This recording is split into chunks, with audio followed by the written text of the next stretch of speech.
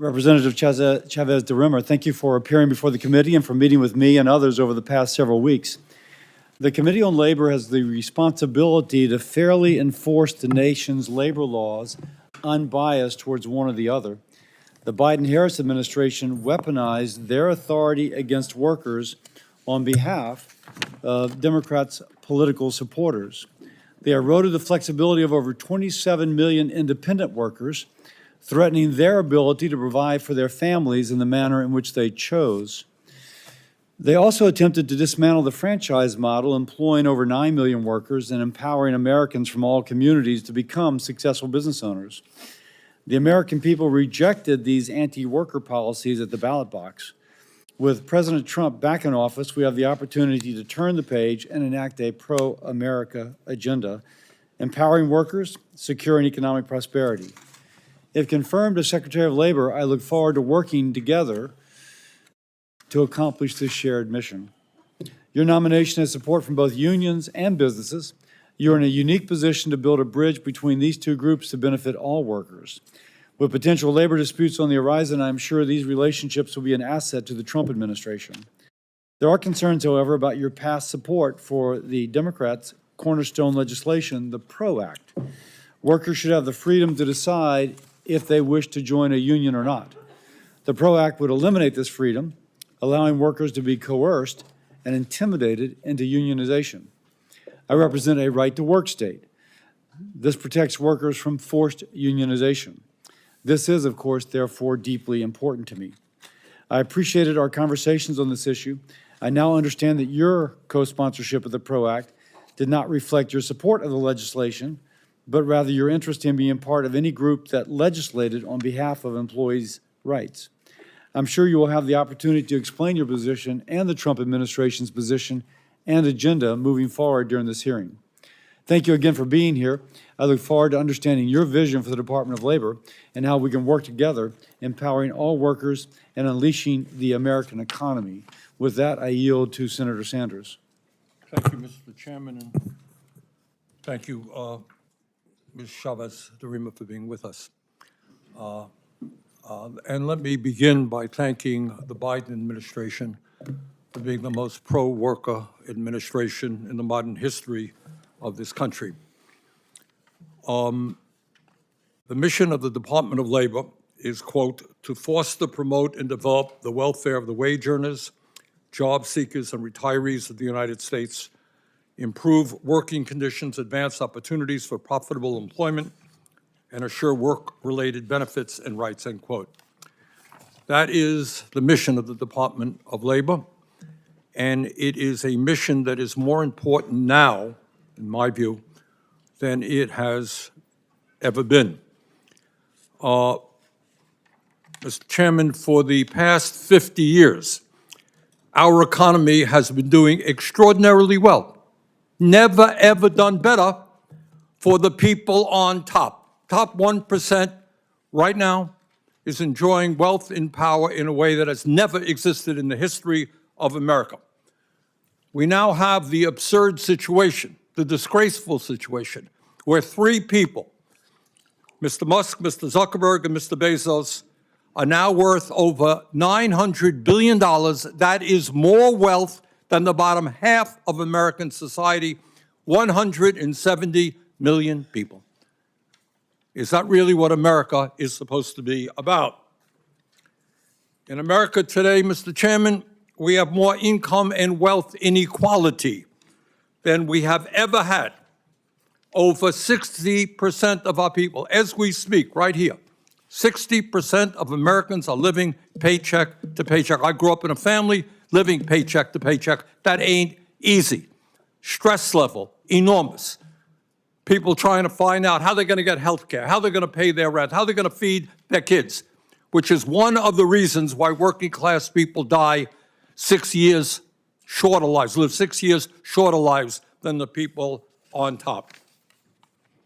Given all of this reality of an economy that's working well for the billionaire class, but not for working families, we need a labor secretary who, in fact, is going to be a champion of working families, not be not be ambiguous about it, but stand up for the working families of our country. We need a labor secretary who understands that we must raise the minimum wage. Now, $7.25 federal minimum wage. Anybody think that anywhere in America can live on $7.25 an hour?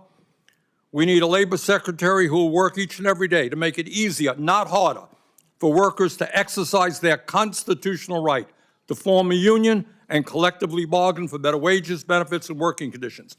We need a labor secretary who understands that we must end once and for all the disastrous right-to-work laws in 28 states by repealing Section 14B of Taft-Hartley. We need a labor secretary who understands that we must end the international embarrassment of America being the only major country on earth that does not guarantee paid family and medical leave or paid sick days. Imagine that. Only major country on earth doesn't guarantee paid family medical leave. We need a labor secretary who understands that it's unacceptable that women are earning 75 cents on the dollar compared to men. So, Mrs. Chavez-DeRemer, I have reviewed your record, and in many respects, especially given the nature of the nominees that Mr. Trump has brought forth, it is very good.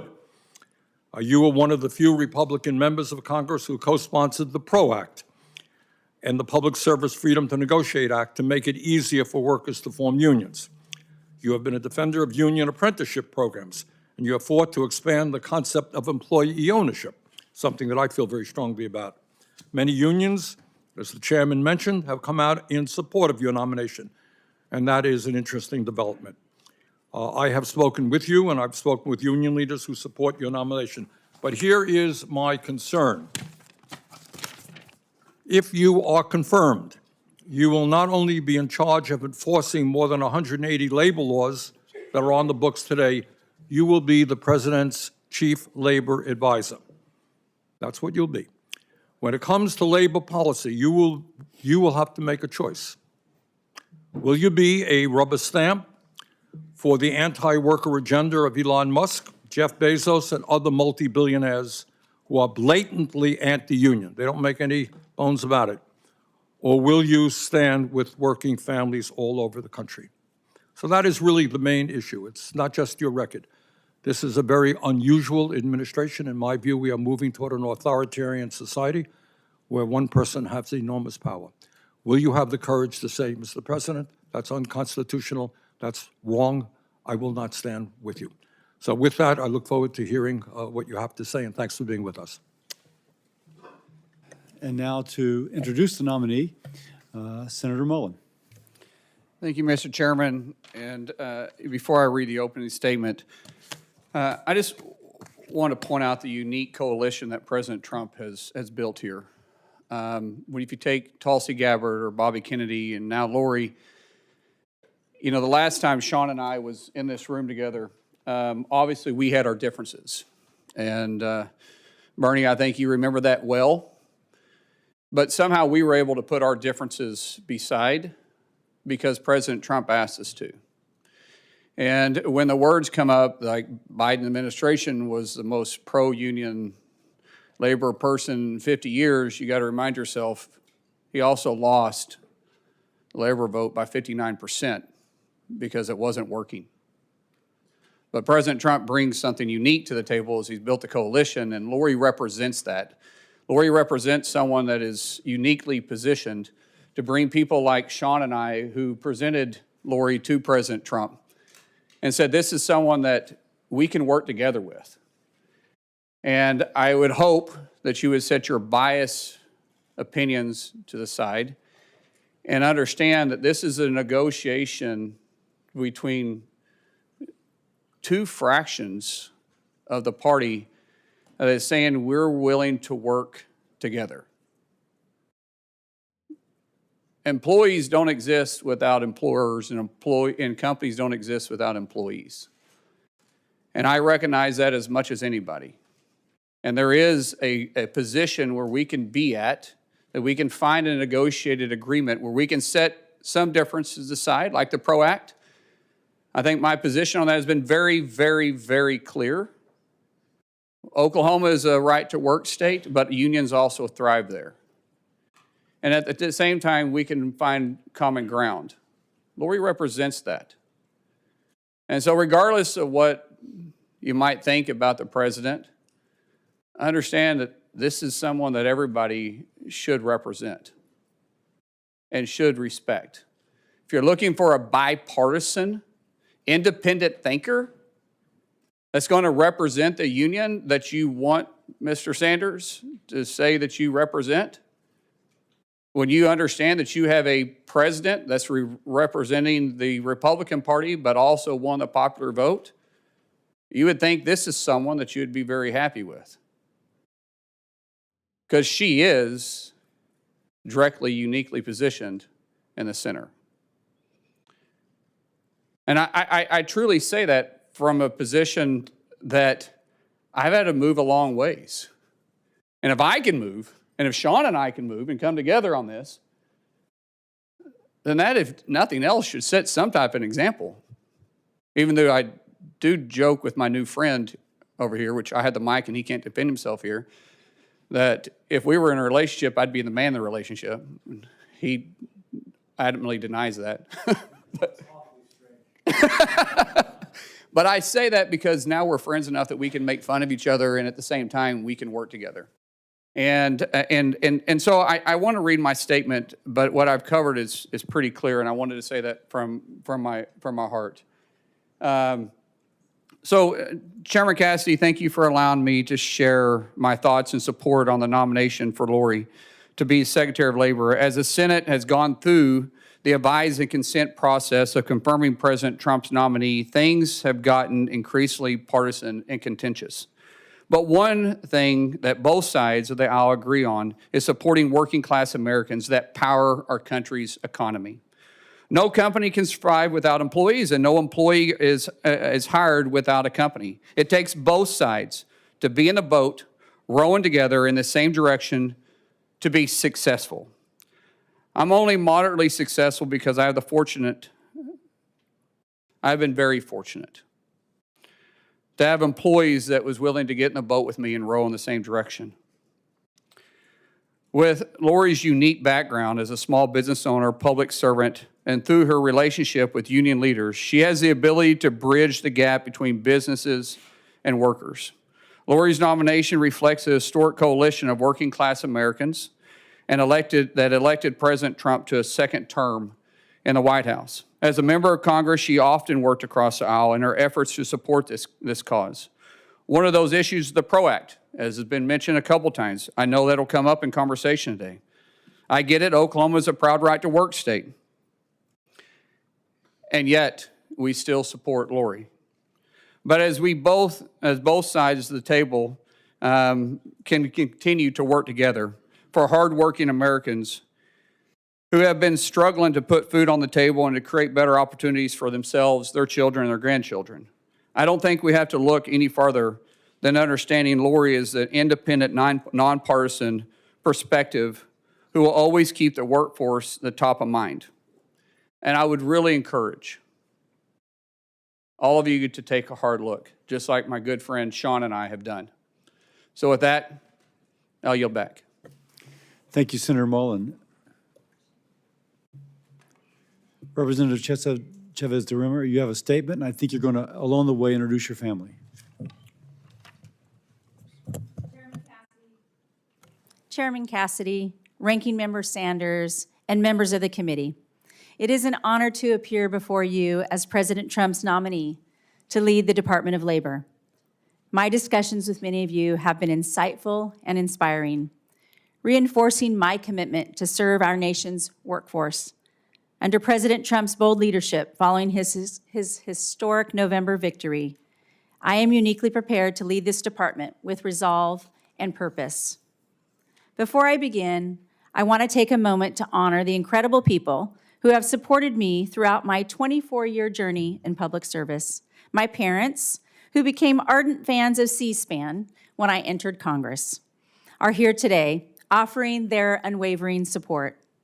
My twin daughters, Emily and Annie, Emily was here last week, and I know with the postponement, but she couldn't come back. She's 36 weeks pregnant, lives in Michigan, and her doctor said no more flying. So, Emily, I know you're watching, and I know you support me here today. And Annie, one's a Democrat and one's a Republican, and they have been my steadfast defenders, teaching me patience and the value of an open mind. And finally, my loving husband, Sean, my high school sweetheart, who has stood by my side through every triumph and challenge. To all of you, thank you. Thank you for your boundless love and encouragement. I also want to thank the labor and business communities that are here in the audience today, because they support President Trump's vision for the American worker. I am deeply grateful to President Trump for this extraordinary opportunity to serve as the Secretary of Labor. It is both humbling and a call to action that I do not take lightly. In 2024, our nation witnessed the single greatest political achievement of our time. President Trump has united a new coalition of working-class Americans like never before, with 59.6% of Teamsters backing him, historic support from African American and Latino voters, and record-breaking turnout in once solid blue cities and states. Americans are speaking loud and clear. They are calling for action, progress, and leadership that puts the American worker first. Like many Americans, my journey is rooted in my values instilled by my father and mother. My father, a proud Teamster who worked tirelessly for over 30 years. The fair pay and benefits he received ensured our family's stability and security. From his example, I learned the transformative power of hard work and determination, propelling me to become the first in my family to graduate from college with a degree in business administration. Later, after supporting my husband through medical school, we built our own small business.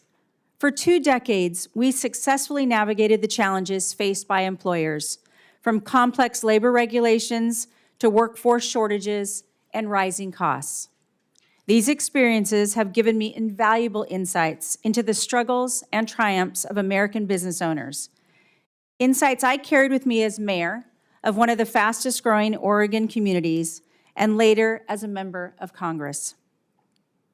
In every role, my priority has been clear: to fight for the American worker and the business that drive our economy.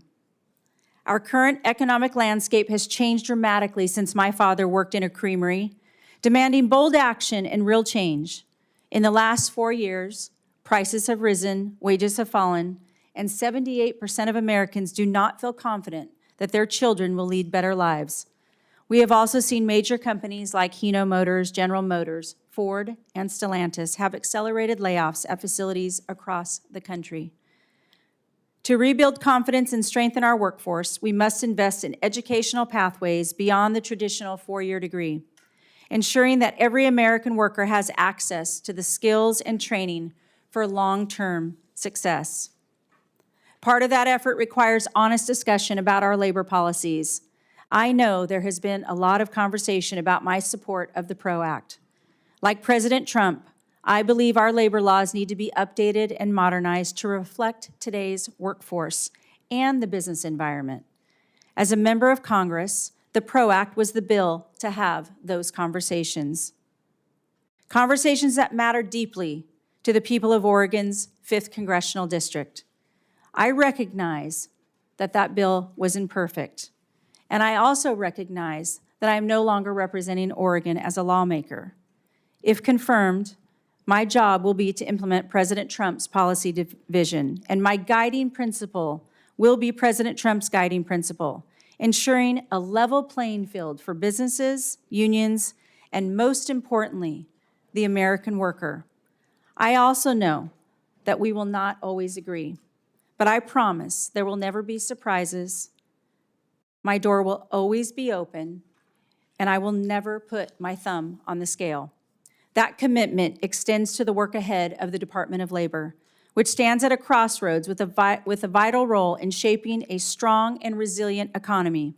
As we confront these challenges, I know that everyone in this room shares the same goal: an economy where every American has the opportunity to thrive through good wages, safe working conditions, and a secure retirement. My record of collaboration demonstrates a shared belief that under President Trump's leadership, we can deliver real solutions. Putting American workers first is not just a vision, but a promise to fight for every working mom, single dad, small business owner, and every American striving for their fair shot at the American dream. If I have the privilege of being confirmed, I look forward to working with each of you to solve the challenges facing our country. Together, we can shape our economy that uplifts every American. I thank you. I thank this committee, and I look forward to your questions. Thank you very much. I'll begin. First question, the Protecting the Right to Organize Act, or the PRO Act, is a significant and controversial piece of legislation Democrats have championed for years. And it's not pro-worker, it's pro-big union. To my mind, being pro-worker means defending the right of all workers, including those who decide they don't want to join a union. Now, you co-sponsored the PRO Act as a member of Congress. Yes or no, do you still support the PRO Act? Thank you, Chairman Cassidy. It was great to visit with you. I know how important this issue is to you, and as it was said today, I recognize that I'm no longer the lawmaker, and I do not believe that the Secretary of Labor should write the laws. It will be up to Congress to write those laws and to work together. What I believe is that the American worker deserves to be paid attention to. That was President Trump and I's conversation in supporting the American worker, how important that is. I will not be that lawmaker anymore, but I was working for Oregon's 5th Congressional District and representing that. I wanted to be at that table. I never want to be left out of a conversation where we can talk about the American worker and how important that is. And I respect the right of the right to work states, and I have said that the bill was imperfect. I understand that, and I'm no longer the lawmaker. Okay. Now, the PRO Act, just to continue on that, would significantly impact franchisees and small businesses by increasing corporate control of their operations, or at least assuming that there's increased corporate control. This is yet another giveaway to large labor unions. It would make it easier to negotiate, the union to negotiate with large corporations instead of directly with the small business owner who actually employs the worker. So, question, do you believe federal law should prioritize policies that help small businesses thrive rather than imposing new regulatory hurdles which could hinder their success? Senator, it's important for recognizing that the president's goal is to uplift all business owners and uplift all American workers. Understanding the franchise business model is important to the American workforce. I supported the overturning of the NLRB rule on joint employer to support the franchise business model and supported the president in this. And I align that this is important to grow this economy and recognize the flexibility in people choosing where they want to do business. So by that, am I to take that you would commit to reexamining DOL's joint employer guidance to provide small businesses with a clear roadmap on the issue? Yeah, thank you, Senator. Certainly, if confirmed, I'll be looking at all regulations and determining and looking at all of these rules and regulations, and specifically that one. And I think the small employer wants that clear roadmap. Yes, absolutely. Okay. Next question. Approximately 27 million workers work as independent contractors, including working moms, caregivers, self-employed business owners. Now, for many, the flexibility of independent work is essential to balancing personal responsibilities and earning a living for their family. I will point out that the PRO Act tried to impose a one-size-fits-all rule, which, as was done in California, disrupted livelihoods instead of helping workers. So question, if confirmed as Secretary, will you commit to refrain from implementing any rules stripping independent contractors of flexibility they need to provide for their families and to simultaneously contribute to the American economy? Thank you, Senator. Certainly, we'll commit to understanding this. I know the president in the first administration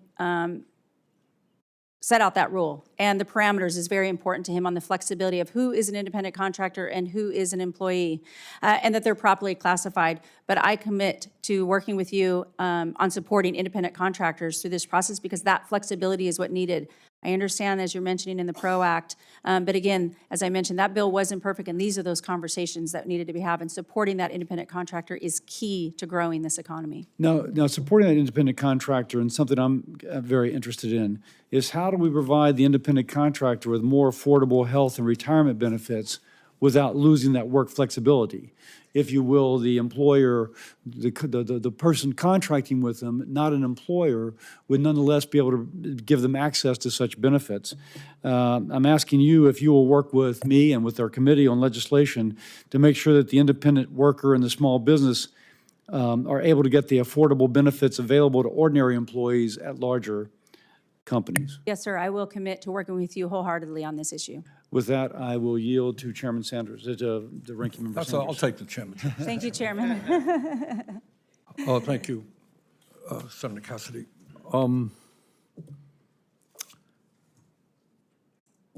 You're not the Congresswoman from Oregon anymore, right? No, sir. Okay. You're trying to become Secretary of Labor. Let me back up and say a word about what the PRO Act is. I'm not sure that most Americans know what it is. The reality is that in America today, labor unions have the support of some 70% of the American people. You know why? Because people understand that the big corporations and their bosses have all the power. People understand that CEOs make 300 times more than their workers, and people say, you know what, the only way we're going to get decent wages and benefits is when we organize. Millions of people want to join unions, but they can't join unions. You know why? Because corporations, day after day, operate in illegal ways. They break the law. They say to somebody, you were late 3 years ago. You're a pro-union, you were late 3 years, you're fired. We're going to take you into a captive audience, and for hour after hour, we're going to tell you how bad unions are. You want to join a union? Fine, you vote for a union, we're moving the plant to China. All of that stuff happens to be illegal. All of that stuff happens to be done every single day by corporate America. So, let me go back to the original question.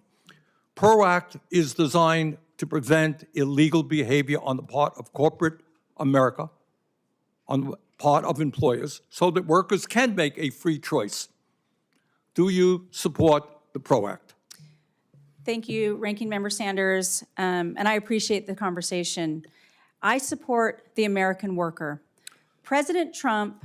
Okay, I don't mean to be rude. No, We you're don't not have a lot rude. of time. I I'm understand. gathering that you no longer support the PRO Act, is what I hear. That you support the American worker, that's what everybody here will say. Ms. Chavez-DeRemer, in 2021, President Biden signed the Butch-Lewis Act that prevented the earned pension benefits of some 2 million union workers and retirees from being cut by up to 65%. There are people in Congress who want to undo that enormously important legislation. What do you feel about the Butch-Lewis Act? I support the Butch-Lewis Act in protecting their retirements. And you will go to the wall, to go to the mat supporting it? I do support protecting people's retirements. Federal minimum wage is 7.25. State after state has voted to raise the minimum wage. Somehow we can't do it here in Washington. 20 million workers are making less than $15 an hour. Do you support raising the minimum wage to a living wage?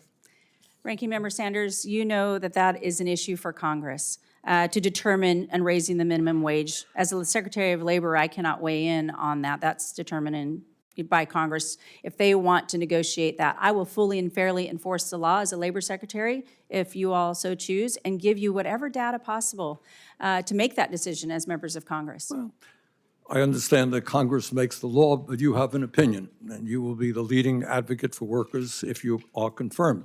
Question, if you were sitting where I'm sitting, would you vote to raise the minimum wage to a living wage? Well, I'm not sitting where you're sitting hypothetically. I used to, but not any longer. But I do recognize that the minimum wage hasn't been raised since 2009, and the cost of living has gone up. But again, I cannot sit here and determine what that wage will be fully and fairly. I will enforce the law, but it will be up to Congress to determine, because that is not in the purview of the Secretary of Labor. For instance, in Oregon, I know that in Portland, Oregon, that the minimum wage is almost $16 an hour, and that might work for Portland, but that's not going to work for Grants Pass, Oregon. And I know that local communities, states determine what's best for their economy. What we don't want to do is shock the economy. But again, sitting here today, I cannot determine as Secretary of Labor Okay, if it should be. Ms. Chavez-DeRemer, in his second week in office, President Trump fired Gwen Wilcox, a member of the National Labor Relations Board, leaving the NLRB without a quorum. And what that means right now, that if workers form a union, vote to form a union, and the company says, well, I think that was illegal, it's unfair, you can slow up the process because there's nobody to go to. Do you believe that the firing of Ms. Wilcox was illegal? Which I do. President Trump has a right to exercise his executive power, how he sees in consultation with. Are you with concerned his that we do team. not have a functioning NLRB right now? The NLRB is separate from the Department of I Labor, but understand I that. do believe that the function of the NLRB is important, and I will always take that into consideration doing my Are you job. concerned that we do not have a functioning NLRB now? Well, again, I have not been read in with President Trump, but he has a right to exercise his executive power, and I do believe the NLRB has an important role, independent of the Department of Labor, and I respect their position as an independent agency. Thank you. Senator Paul. Welcome. I Thank enjoyed our you. meeting in our office, and I know you're aware of this, but about half the country has right-to-work laws. 26 states have them. When you compare right-to-work states with non-right-to-work states, you see that the right-to-work states have double the employment growth. If you look at manufacturing jobs, they have 5 times the manufacturing job growth. If you look at disposable income in the right-to-work states, about $3,000 more per individual for disposable income in the right-to-work states. The PRO Act wasn't just about organizing or enabling unions to organize, which they already have the right to do. The PRO Act was about overturning right-to-work laws in 26 states, half of the country. Most of these states would argue that this was would be a horrendous invasion of their prerogatives. The chairman asked you, and then the ranking member asked you, do you still support the PRO Act? The reason we want to know is this is a tremendous sort of invasion of the states' rights to decide these. This would be overturning the right-to-work laws in half of the country. Do you still support the PRO Act, or don't you support the PRO Act? Thank you, Senator Paul, and I appreciated our meeting as well. I thought it was quite, what you shared with me is how important it is to you and your state, and I heard that from many members. The right to work is a fundamental tenet of labor laws, where states have a right to choose if they want to be a right-to-work state, and that should be protected. PRO Act would have overturned that. Yes, thank you, Senator. I signed on to the PRO Act because I was representing Oregon's 5th District. But I also signed on to the PRO Act because I wanted to be at that table and have those conversations. But I fully, fairly, and support states who want to protect their right to work. I have said that to every senator that I have So visited you with. no longer support the aspect of the PRO Act that would have overturned state right-to-work laws? Yeah, there were so many parts. That's a yes? Yes, yes, sir. No more questions. Thank you, Senator. With that, I go to Senator Murray. Thank you, Mr. Chairman. Congresswoman Chavez-DeRemer, welcome. Thank you, Senator. The Trump administration is flagrantly violating the bipartisan agreements in our appropriations law by refusing to spend money that Congress, in a bipartisan manner, has passed for the American people. I've been hearing about it in my home state of Washington. I heard from an organization in Edmonds about whether or not it'll now be able to provide support for our veterans who are seeking educational and employment opportunities as they transition to civilian life. I heard from a workforce training program that operates statewide about whether they'll now be able to continue to pair workers with employers in the grocery industry. You should know that the chaos surrounding these funding freezes is causing real damage to people's lives. So I want to know, will you commit to following appropriations laws and the Impoundment Control Act? Yeah, thank you, Senator. I know we talked about this in your office as ranking member of appropriations, and I do respect the Appropriations Committee. As a former member of Congress, I think everyone in this room who's ever sat behind that dais can understand that. Again, the President of the United States has the power to determine what he's going to do through his executive power. I am not been confirmed. I have not been read into all that. I'm asking you, will you Yes. follow the law? I will always follow the law and the There is an Empowerment Control Constitution. Act. Will you follow that law? I will follow the law and the Constitution. If you receive a directive to violate appropriations laws and withhold funding for workers, what will you do? I do not believe the president is going to ask me to break the law, 100%. Well, we have not. seen that across the board since he was put into office, where he is violating that law. So you will likely be asked, what will you do? Well, it's a hypothetical. I have not talked to the president on this issue, and I So do you not won't believe. commit to following the law if the president tells you to violate it? I will commit to following the law, and I do not believe the president would ever ask me to break the law. Well, okay. Last week, Elon Musk's Doge team came to the Department of Labor and got access to the department's sensitive information system. Musk's companies have, as you must know, been repeatedly accused of violating labor laws, including workplace safety laws, discrimination laws, and wage and hour laws. In fact, OSHA has investigated Tesla and SpaceX. Now Elon can access those investigations about his companies because he's gone in and gotten those records. He can also access sensitive market-moving data created by the Bureau of Labor Statistics. That gives him tremendous power to manipulate quarterly jobs numbers and other important economic data, to say nothing of raising potential insider trading concerns. Just to make this abundantly clear, Elon Musk is now in a position to use his unelected role to use confidential government data to advance his own corporate interests while suppressing his competitors. Do you believe it is appropriate for someone with such blatant conflicts of interest to have access to those confidential economic and personal information? Thank you, Senator Murray. If I have the honor of being confirmed by this committee and the full Senate, then I will have the opportunity. I have not stepped foot into the Department of Labor. And I understand. Well, my question to you is, will you protect the private information of people whose records you will be overseeing? Will you allow anyone, a billionaire or anyone else, to come in and access that? Again, because I have not been confirmed. I only see the reports that everybody else has seen. I have not been read into that. If confirmed, I will, if confirmed. You're not answering the question. If confirmed, I will support the Department of Labor. I think it's important to support the Department of Labor, but I have not been. Will you support the private information that you will be overseeing? Will you protect that? I would protect the private information. On this issue, I have not been privy to those conversations with the president. I have seen that, and if confirmed, I commit to you that I will always protect the Department of Labor and those issues. Well, let me ask you about child labor. It's an area that I've been very worried about, the rise of child labor violations. The Wage and Hour Division at the department has actually seen a 31% increase in minors employed in violation of child labor laws since 2019. In the last administration, the Wage and Hour Division at DOL and the Solicitor's Office worked really hard to secure some really important victories against some really egregious violators.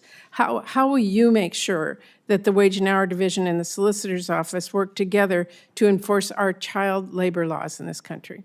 Well, protecting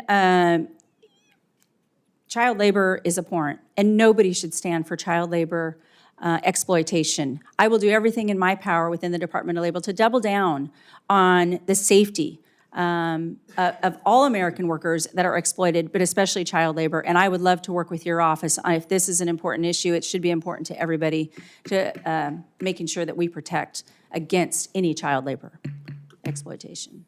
Senator Husted. Thank you, Chairman Cassidy. And it was a pleasure to visit with you, Ms. Chavez-DeRemer, in our meeting yesterday. I appreciate you taking the time to come visit and share your views across a variety of issues. I would like to talk a little bit today. I know that everyone in this hearing has talked about how they care about the American worker and how we make the world better for them. one of the ways we do that is we do more Made in America, which I know is very important to President Trump. Another way that we can consider this in terms of earning power of the American worker is the impact that illegal immigration has had on undermining their ability to earn higher wages. And I'm just interested in your opinion about whether or not that you think the influx of millions of people into this country who many of them are here illegally is undermining the earning power of the American worker. Well, certainly we want to protect the American worker, and Made in America is important to the President of the United States. I couldn't be more proud to support the America First agenda for exactly that reason. We certainly want to make sure that we're focused on growing this economy. That is the conversation that I had with the President on how can we bring the American worker to be the pinnacle of every conversation that we have and supporting them and growing this economy. So yes, the influx of the mass immigration that we've seen over the last 4 years has hurt the American worker, and we want to make sure that we're supporting President Trump in his endeavor to support the American worker at all costs. Great, thank you. Let's talk about another aspect of Made in America. If we're going to make more things in America and we're going to compete on price so that we don't have inflation, we're obviously going to need to create more productivity. Productivity comes from technology in the workplace. As we integrate technology in the workplace throughout time, it has always been a subject of conversation, consternation, but it is inevitable that technology will advance and we will have to compete. I would like for you to talk about your thoughts on the role of technology in the workplace, because we want to make jobs safer. We want to make them more rewarding, which technology can do. We also know that in creating productivity, it can create profits for business, and we want to make sure that the reward of that innovation is given to both the worker and the business in terms of who benefits from the introduction of that technology. Talk about the role of technology in the workplace as it relates to labor and how we do more Made in America with these new innovations. Thank you, Senator Hughes. Said we had this conversation yesterday, and how important that you've been involved from all levels representing your states. And I've talked to many of the senators on this issue, and it is a consternation about, will that replace, the American worker? And I would say there's got to be space for both, because it's going to happen. And what we don't want is for other countries to get ahead of the game, ahead of America. So how we can work together with the American workforce, the employers and the employees, and how we can work with Congress to determine what that looks like. But if there is profitability in there and we can support the American worker, and then we can have those American workers upskilled and reskilled, and this is going to be great for America to grow that economy and then share in that profit with the employees that are supporting. I think that's the key. The President and I had a conversation specifically on building that bridge between the employer and the employee and labor and business, all of that. And if we grow this economy, we can do to bigger and better things, and everybody can live that American dream, as you mentioned. So I look forward to really diving in as the Department of Labor and giving the resources, not only to those businesses, but not only to those employees, but to members of Congress who can take this story back to their states and know that the Department of Labor, and as me as a leader, is going to work on their behalf. And a final component of that is that many, many Americans can have higher paying jobs if they have the right kind of skills. They don't need to go to college. They can get there through apprenticeships. Talk about how we can expand apprenticeships and make sure that we're helping the American workforce get the skills they need to compete, be more productive, and help America win. And one of President Trump's number one focus is the expanded apprenticeships, is the investment in apprenticeships, making sure that we have the skilled workforce. I know as a former mayor and working with business owners and working with community colleges, that not everybody's going to get that four-year degree. We have to pay attention that they have the skills that they need, that they can connect right to the business owners in their communities and reinforce that and not have to pick up and walk away. There's nothing that I want more than for business and employers and the education departments to work together and really have a skilled workforce.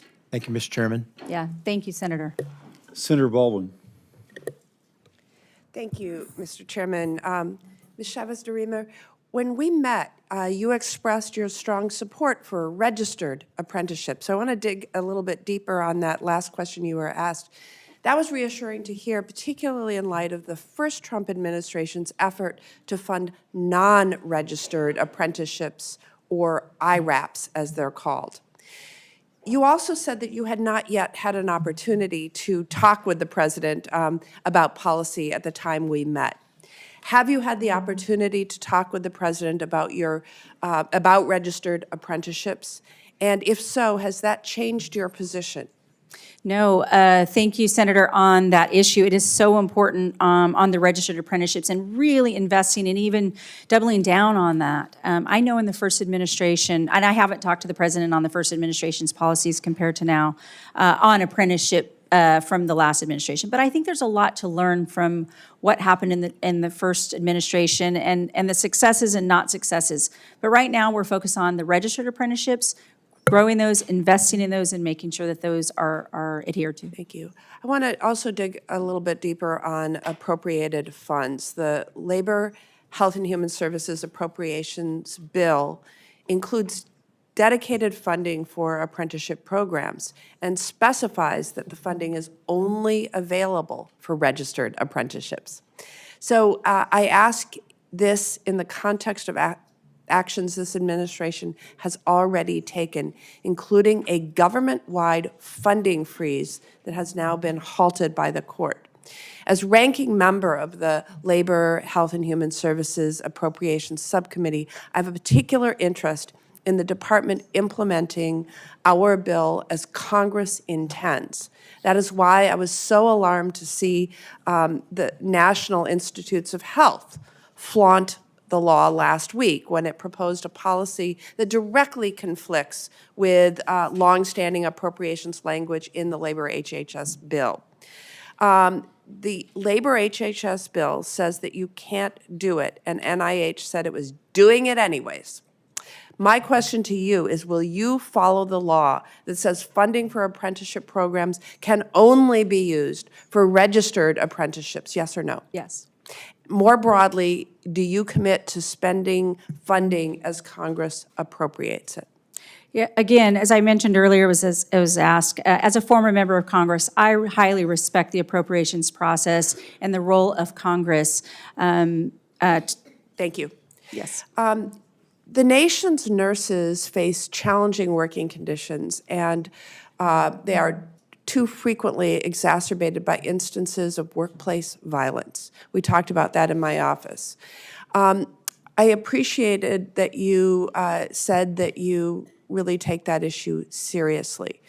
Right now, the Department of Labor plans to issue a notice of proposed rulemaking in June of this year for the workplace violence in healthcare rulemaking. Do you commit to getting this proposed rule issued by June of this year and finalized in a very timely way?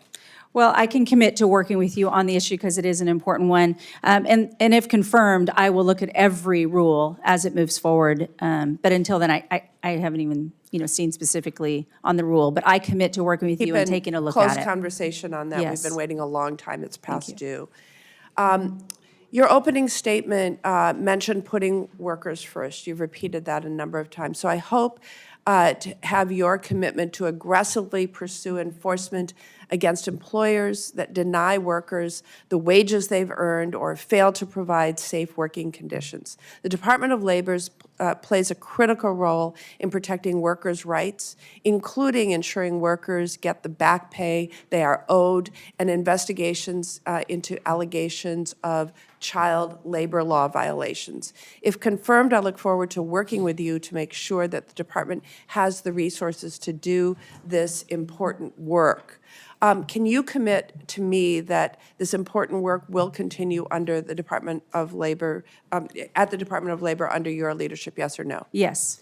Can you confirm that information under the Department of Labor's Wage and Hour Division on their website will remain up to date, publicly accessible, and comprehensive like it is today? Yes or no? Again, I have not been at the Department of Labor. I have not, but I look forward to working with the agency heads and making sure that people have the information that they need. All right, one last question. The Women in Apprenticeship and Non-Traditional Occupations Grant Program. Senator Baldwin, time's expired. All right, I will submit that for. Thank you, Senator. Senator Banks. Thank you, Mr. Chairman. Ms. Chavez-DeRemer, we served together in the House and worked together on the House Education and Workforce Committee, where you were a leader. You worked on many of the very issues that you are testifying about today. You are enormously qualified for this position, and I'm proud to support you. But can you explain to us for a moment what it means to you to put American workers first in this golden age of America's economy? Thank you, Senator. Well, it's important to me, as was mentioned, the American worker. But we have to make sure that the American worker is being fortified with not only the skills that they need in order to answer the call, but people are looking for the American dream. People are wanting to have the skills to work in whatever they determine that to be. Again, we're seeing it's not the four-year university always, it's the two-year. It's the certificate base. It's answering the call so they can have mortgage-paying jobs for their families and understand that we're going to protect their benefits and their rights and safety in the workplace. The Department of Labor is sole focus is to make sure that we are protecting the wage earner, that we are helping the job seekers who are out there looking and really reinvigorating the job seekers who have decided that they don't want to look any further, and then protecting those retirees. As member of Education and Workforce and working together. Workforce investment, workforce development, I think is going to be key for all of our respective states. This shouldn't be a party issue. I have said this over and over again. That's why I've always worked across the aisle, because the American worker, we don't know what their party is, but we know that it matters to them to protect their families. I know how important my family's jobs were for us growing up, and I know how important it was for my husband and I to build that business for our children and soon to be grandchild. So I look forward to continuing down that road and always keeping that American worker at the pinnacle. And President Trump has said the same thing, and we align on this issue. The American worker, this new coalition, this new direction is where we're headed in this country. Very, very well put. I know you know this. Indiana is the top manufacturing state in the country. Yet the China shock wiped out 5 million manufacturing jobs in this country, and yet the federal government programs that were built to help those people who lost their jobs, way too many of them were left behind and didn't get a job as good as the manufacturing job that they had before because of the efforts of China to wipe out so many of those jobs in our country. How can we better serve those people? How do we get those people back on their feet and help them find meaningful, good-paying jobs like the one that they had before that was taken away by our biggest enemy, China? That's right. Well, again, it's that workforce investment, that workforce development. Oftentimes, as a former mayor, if we don't go out and talk to the business community, if we don't go out and talk to those employers about what they're seeking and how they can find those jobs, we have to make sure that we are the leaders in this nation and in the world, not China and not any other country. President Trump, the golden age that you mentioned, this has been first and foremost the America First agenda and workforce development and protecting the American worker and have them the ability to earn those wages and live the American dream is number one in the America First agenda. That to me is telling why this coalition, this new direction of bringing labor and business and support is to uplift all Americans. And this is first and foremost on the president's mind. Back in November, when President Biden was still in office, his Labor Department reported a 31% increase over the last 5 years of illegal child labor in America, a direct result of open borders. And I wonder, have you thought about what the Labor Department or President Trump and your leadership can do to save those kids who are in our country being illegally exploited for work in America? Well, I have not had a conversation specific to that topic, but I know how important it is to protect well, first of all, children who have no fault of their own are being exploited. We never want to exploit our children. Again, as I mentioned, it's abhorrent that we would ever in this country choose to do so. So we will make sure that our workers are safe, we will make sure that our children are safe, and that we will make sure that we are heading in the right direction to protect our businesses and protect our workers and never exploit our children. We'll double down at the Department of Labor if there's any bad actors doing so. The Labor Department is responsible for combating human trafficking That's and right. forced labor under the Fair Labor Standards Act. And the Biden administration completely ignored these kids that came into our, that were brought here illegally and being exploited. And I know that's something that you'll take very seriously and work on. I look forward to working with you. Absolutely. Thank you, Senator. I yield back. Senator Murphy. Thank you very much, Mr. Chairman. Thank you very much for your willingness to serve and coming before this committee. I think Senator Murray's questions were really important regarding the security of data and sensitive information at the Department of Labor. And so I just want to drill down and maybe make a finer point here. Elon Musk is right now the subject of several OSHA investigations. Multiple companies are subject of multiple investigations. His rocket company has an injury rate that's about 9 times higher than the industry average. I heard you say that you're going to protect data privacy, but let me just ask once again the very specific question. Will you commit to denying access to Elon Musk or any of his representatives to information about labor violations at OSHA or any other information about labor violation investigations at the Department of Labor? Thank you, Senator. On this same issue, committing to the privacy. Again, I know that for most listening to this, it seems as though when we're trying to answer these questions, but I have not been in these conversations, as I'm not confirmed. I only see what has happened possibly on the news and so forth. The president has the executive power to have his coalition of advisors and determine what's best for the American people. He made a promise to the American people that he was going to do these things and check into what is happening. Other than that, I have not been read in on any of this. And if confirmed, I commit to taking a deeper look and working with your office and any other office on this issue. But at this point, again, This one feels pretty simple, right? I mean, this is an individual who owns companies that have existing investigations. He has a direct interest in getting information about the seriousness of those investigations. He has interest in getting information about investigations against his competitors. It seems like a pretty simple commitment to make to say, I am not going to give any private company exclusive access to information about open investigations against them or their competitors. I mean, why can't you just make that commitment to us? well, again, the president has the executive power to exercise it as he sees fit. I am not the president of the United States. I work for the president of the United States if confirmed, and I will serve at the pleasure of the president on this issue.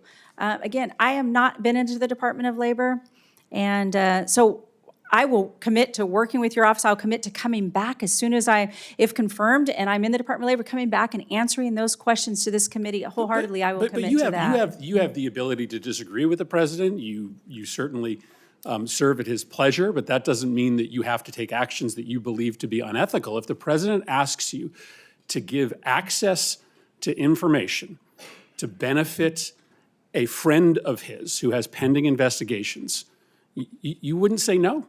Well, the president, I think in building his team, a formidable team, to determine that, I don't think is expecting yes men and women. We are going to be advisors to the president, and I would talk to the president. But on this issue, I'm not an attorney. I would certainly consult with the Department of Labor solicitors. I would certainly consult with the White House and their attorneys. But until I am confirmed and in the Department of Labor, I would not be able to say specific to this without having the full picture before that. I don't think you need to be an attorney to understand that giving access to a company to sensitive data about labor violations at their company or to competitors' companies is deeply unethical. Let me ask you another question. Both SpaceX and Amazon have filed suits against the NLRB contesting its constitutionality. It's a pretty extreme argument saying that the NLRB is actually unconstitutional.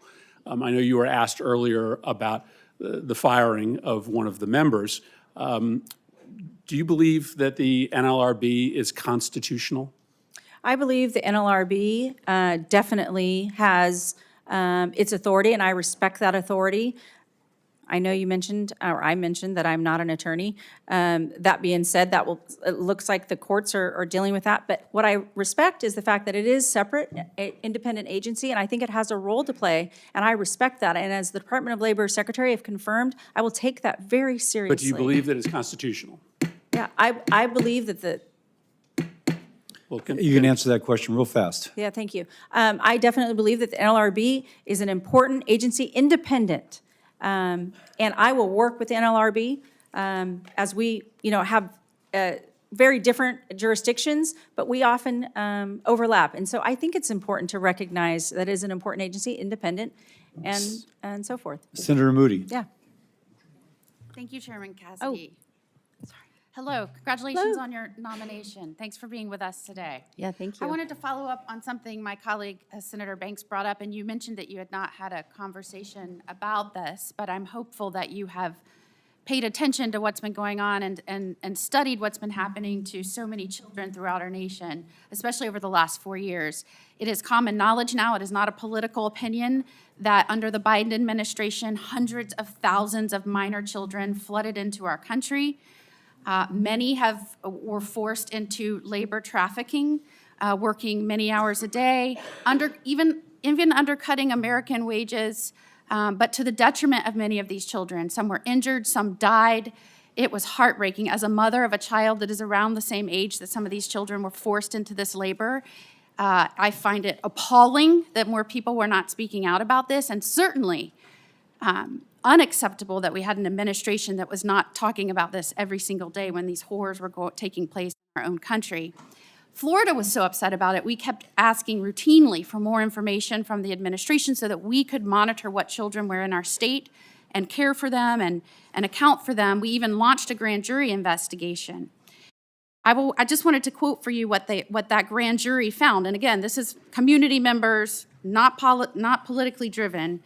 The Biden administration forced migration, sale, and abuse of foreign children. This process exposed children to horrifying health conditions, constant criminal threat, labor and sex trafficking, robbery, rape, and other experiences not done justice by mere words. And the challenging part here is, as we've uncovered more and more instances of this, it appeared that the Department of Labor was not engaging and expecting the same type of transparency that many of the states were, even though the Department of Labor had the responsibility and authority to enforce some of this stuff. And when we tried to get Biden administration representatives to come and testify and give us information and provide documents, we were repeatedly obstructed from doing that. And in fact, they responded to one of our requests that they show up by saying the state had failed to show how it was in the interest of the agency, when all we were seeking to do was to fight in the interests of the tens of thousands of lost children. And so I will ask you, if you are given this enormous responsibility, do you commit to doing everything in your power to enforcing the child labor laws and working with the states that so desperately want to protect the children in their states, that believe they have the responsibility and the ability to do that? 100%, Senator. As I mentioned, what has happened over the last 4 years has been horrendous. It is not something that the United States should stand for. And again, it is not a political issue. This is protecting children. And we should not ever allow that to happen in this country. And I 100% commit to you that I will work with you, your office, and any other office in order to protect those children and understand that we should never accept this in the United States. There was some words recently promoted in a memo by President Trump and his administration, radical transparency.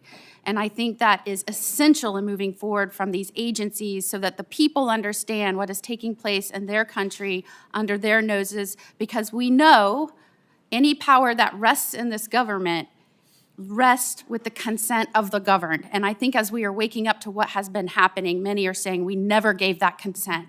And we as a Congress need to hold the agencies accountable to that. I want to now direct your attention to right-to-work laws in states that have chosen to pass right-to-work laws, like the state of Florida. We passed legislation to ensure that, for example, dues could not be forced out of people's paychecks.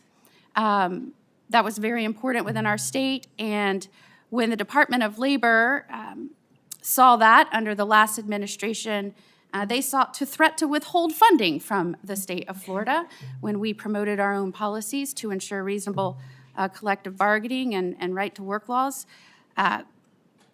We brought suit. I fought that in court. That is still pending. It is on appeal right now. Do I have your word that you will look at that, dig in on that, determine if those threats were indeed justified, and if not, work with the state of Florida to resolve that?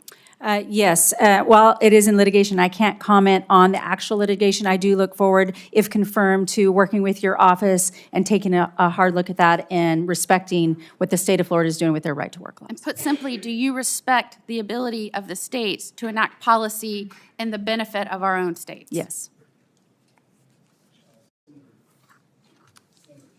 Thank you, and thank you to Representative Chavez-DeRemer for the good discussion we had about a month ago.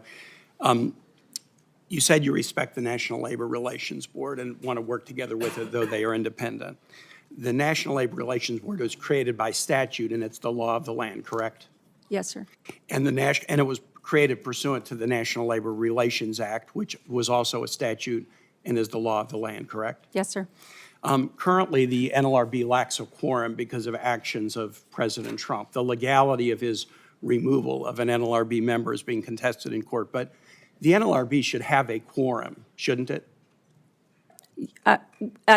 Well, in order to do business, I suppose, yes. No, They have to have but a so quorum. that your opinion is a president of either party or a Congress of either party should assure that the National Labor Relations Board has a quorum, correct?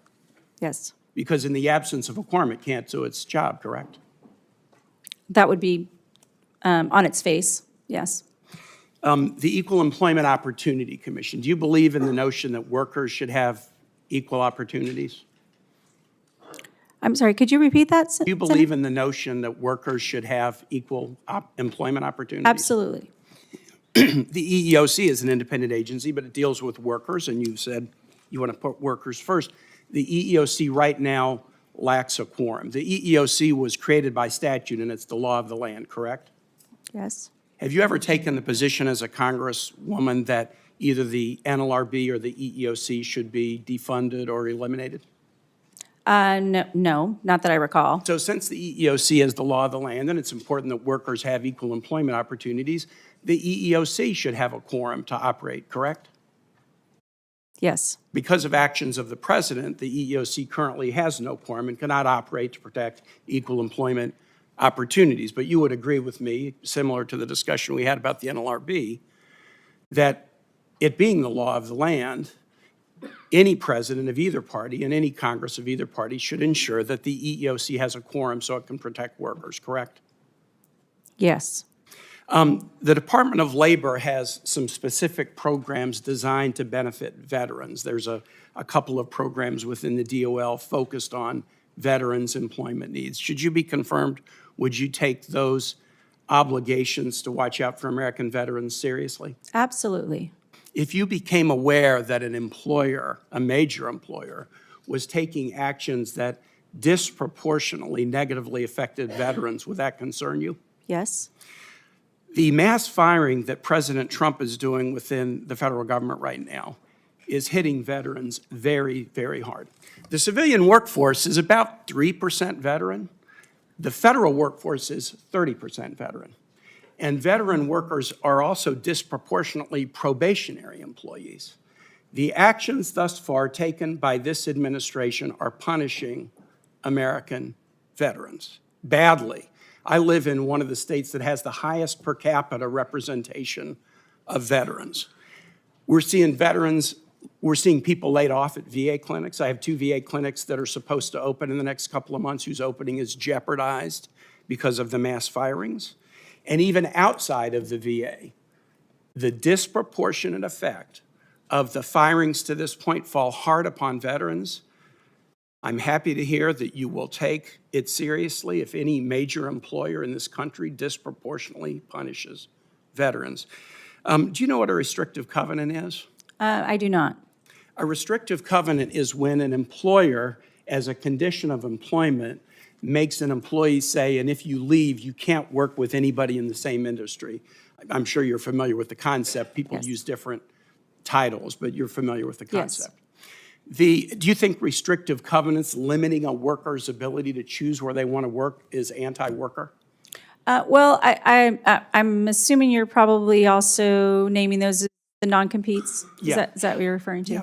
Actually, and- non-compete is the better, yes, you're Yeah, right. I'm sorry, Yeah. when I didn't recognize the other term. Both are used, but non-compete's probably more common. Yeah, so, and I know that that's primarily taken up by most of the state jurisdictions on whether that's their law or not their law, and that determined by that. So I think it's dependent on what the state's laws are and how they focus and But implement those. if you want to put workers first, restricting their ability to find a job after they leave one employer, that's not putting workers first. It restrains workers. The reason I ask is that in the absence of quorum at the NLRB General Counsel has just issued a memo rescinding a previous order of the Biden administration protecting workers. Put workers first. Thank you, Senator. I yield. Thank you, Senator. Senator Collins. Thank you. Ms. Chavez-DeRemer, a major provision of the PRO Act, which you co-sponsored, would eliminate secret elections when workers vote on whether or not to organize. The secret ballot obviously helps to protect workers from intimidation, pressure, and retaliation. Do you continue to support the elimination of secret ballots in union elections? I do not support that portion. That's an important, supporting the secret ballot is key, not only to protect the employee from maybe a bad union, but also a bad worker. So I think it's good to have that democracy in keeping those ballots protected, the secret ballot. Let me turn to a different issue. In the last administration, OSHA published a proposed rule that would affect our firefighters and our fire departments. I've heard directly from many volunteer and rural firefighters from the state of Maine who have concerns about the high compliance costs and what they view as totally impractical training requirements that this rule would impose. Some of the larger departments could accommodate these changes, but the majority of the fire departments in Maine are not large. They're serving small rural communities. OSHA itself has estimated that the nationwide compliance costs could exceed $100 million per year for volunteer fire departments alone. And so the result is going to be closed departments, a reduced firefighter workforce, and harming public safety in small rural communities. Although there may be some benefits to take a look at the old standards and see if they are updated, what OSHA has published would be extremely harmful and actually decrease public safety in rural America.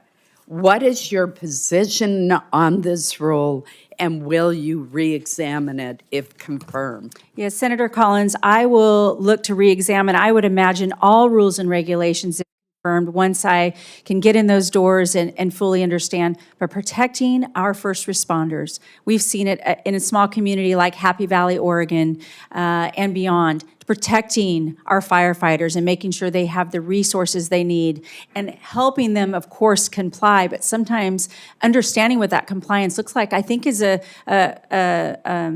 remit of the Department of Labor for all rules and regulations. People want to comply, but the cost that they would close their doors is not going to be good for any community. And I promise you, if confirmed, that I will take a hard look at that regulation and work with your office as well. Thank you. Last year, the state of Maine had 15 million tourists. That is about 10 times our state's total population. So it's not surprising that those who are in the hospitality industry, despite every effort, cannot come up with a sufficient number of employees to serve the flood of tourists, which we are very happy to welcome to the great state of Maine. So we rely heavily on seasonal worker visas, known as H-2B visas, to help fill that workforce gap. Can you commit to making available the maximum amount of H-2B visas that Congress authorizes? There's some discretion on what the number will be, but Congress gives the administration the authority to go to the maximum level.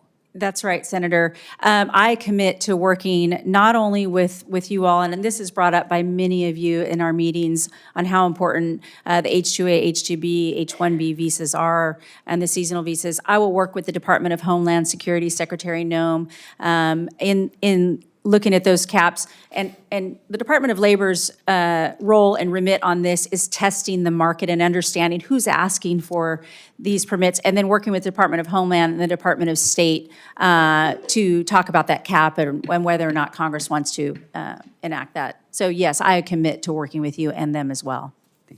Senator Hassan. Thank you, Mr. Chair.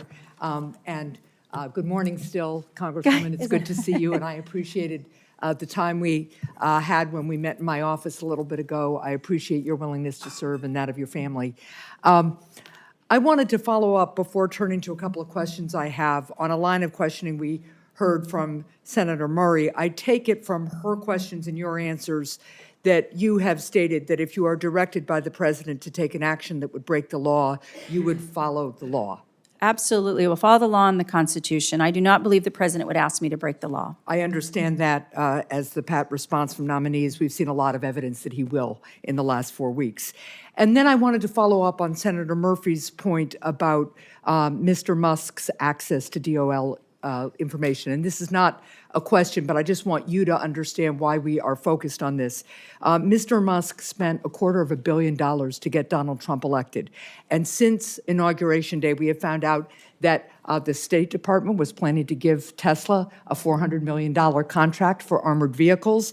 Now we find that Elon Musk has access to the Department of Transportation records and data systems when, in fact, he's being investigated by DOT because of multiple inquiries into the safety of Tesla vehicles and the deaths they may have caused. Then we find out that he's got access to the Department of Labor information. He's got programmers with him when we know that he's being investigated by the Department of Labor. So it seems like Mr. Musk is getting a big payback from Mr. Trump right in the first month of this administration, and that concerns us greatly. Now, I did want to turn to a couple of issues that you and I talked about. We have a shared interest in increasing access to apprenticeship and workforce training, and there's been real bipartisan focus on that.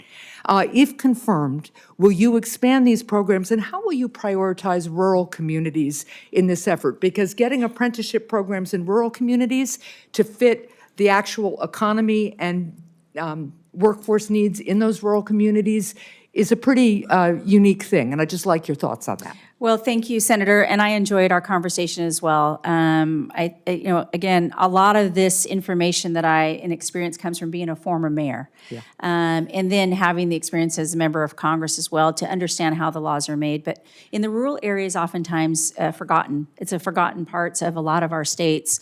One of the things we talked about is the hubs, and I think I talked about that with Senator Hickenlooper as well. And knowing that there are programs that are going to skill the workforce in those rural communities.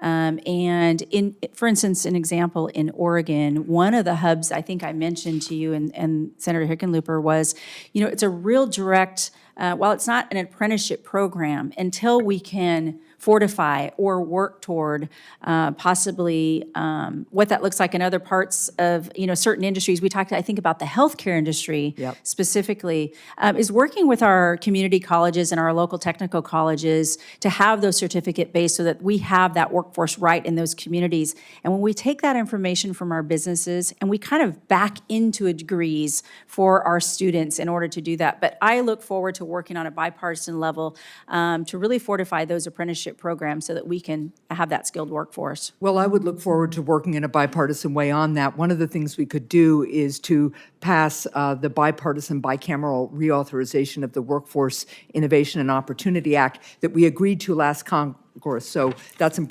important way we could move forward.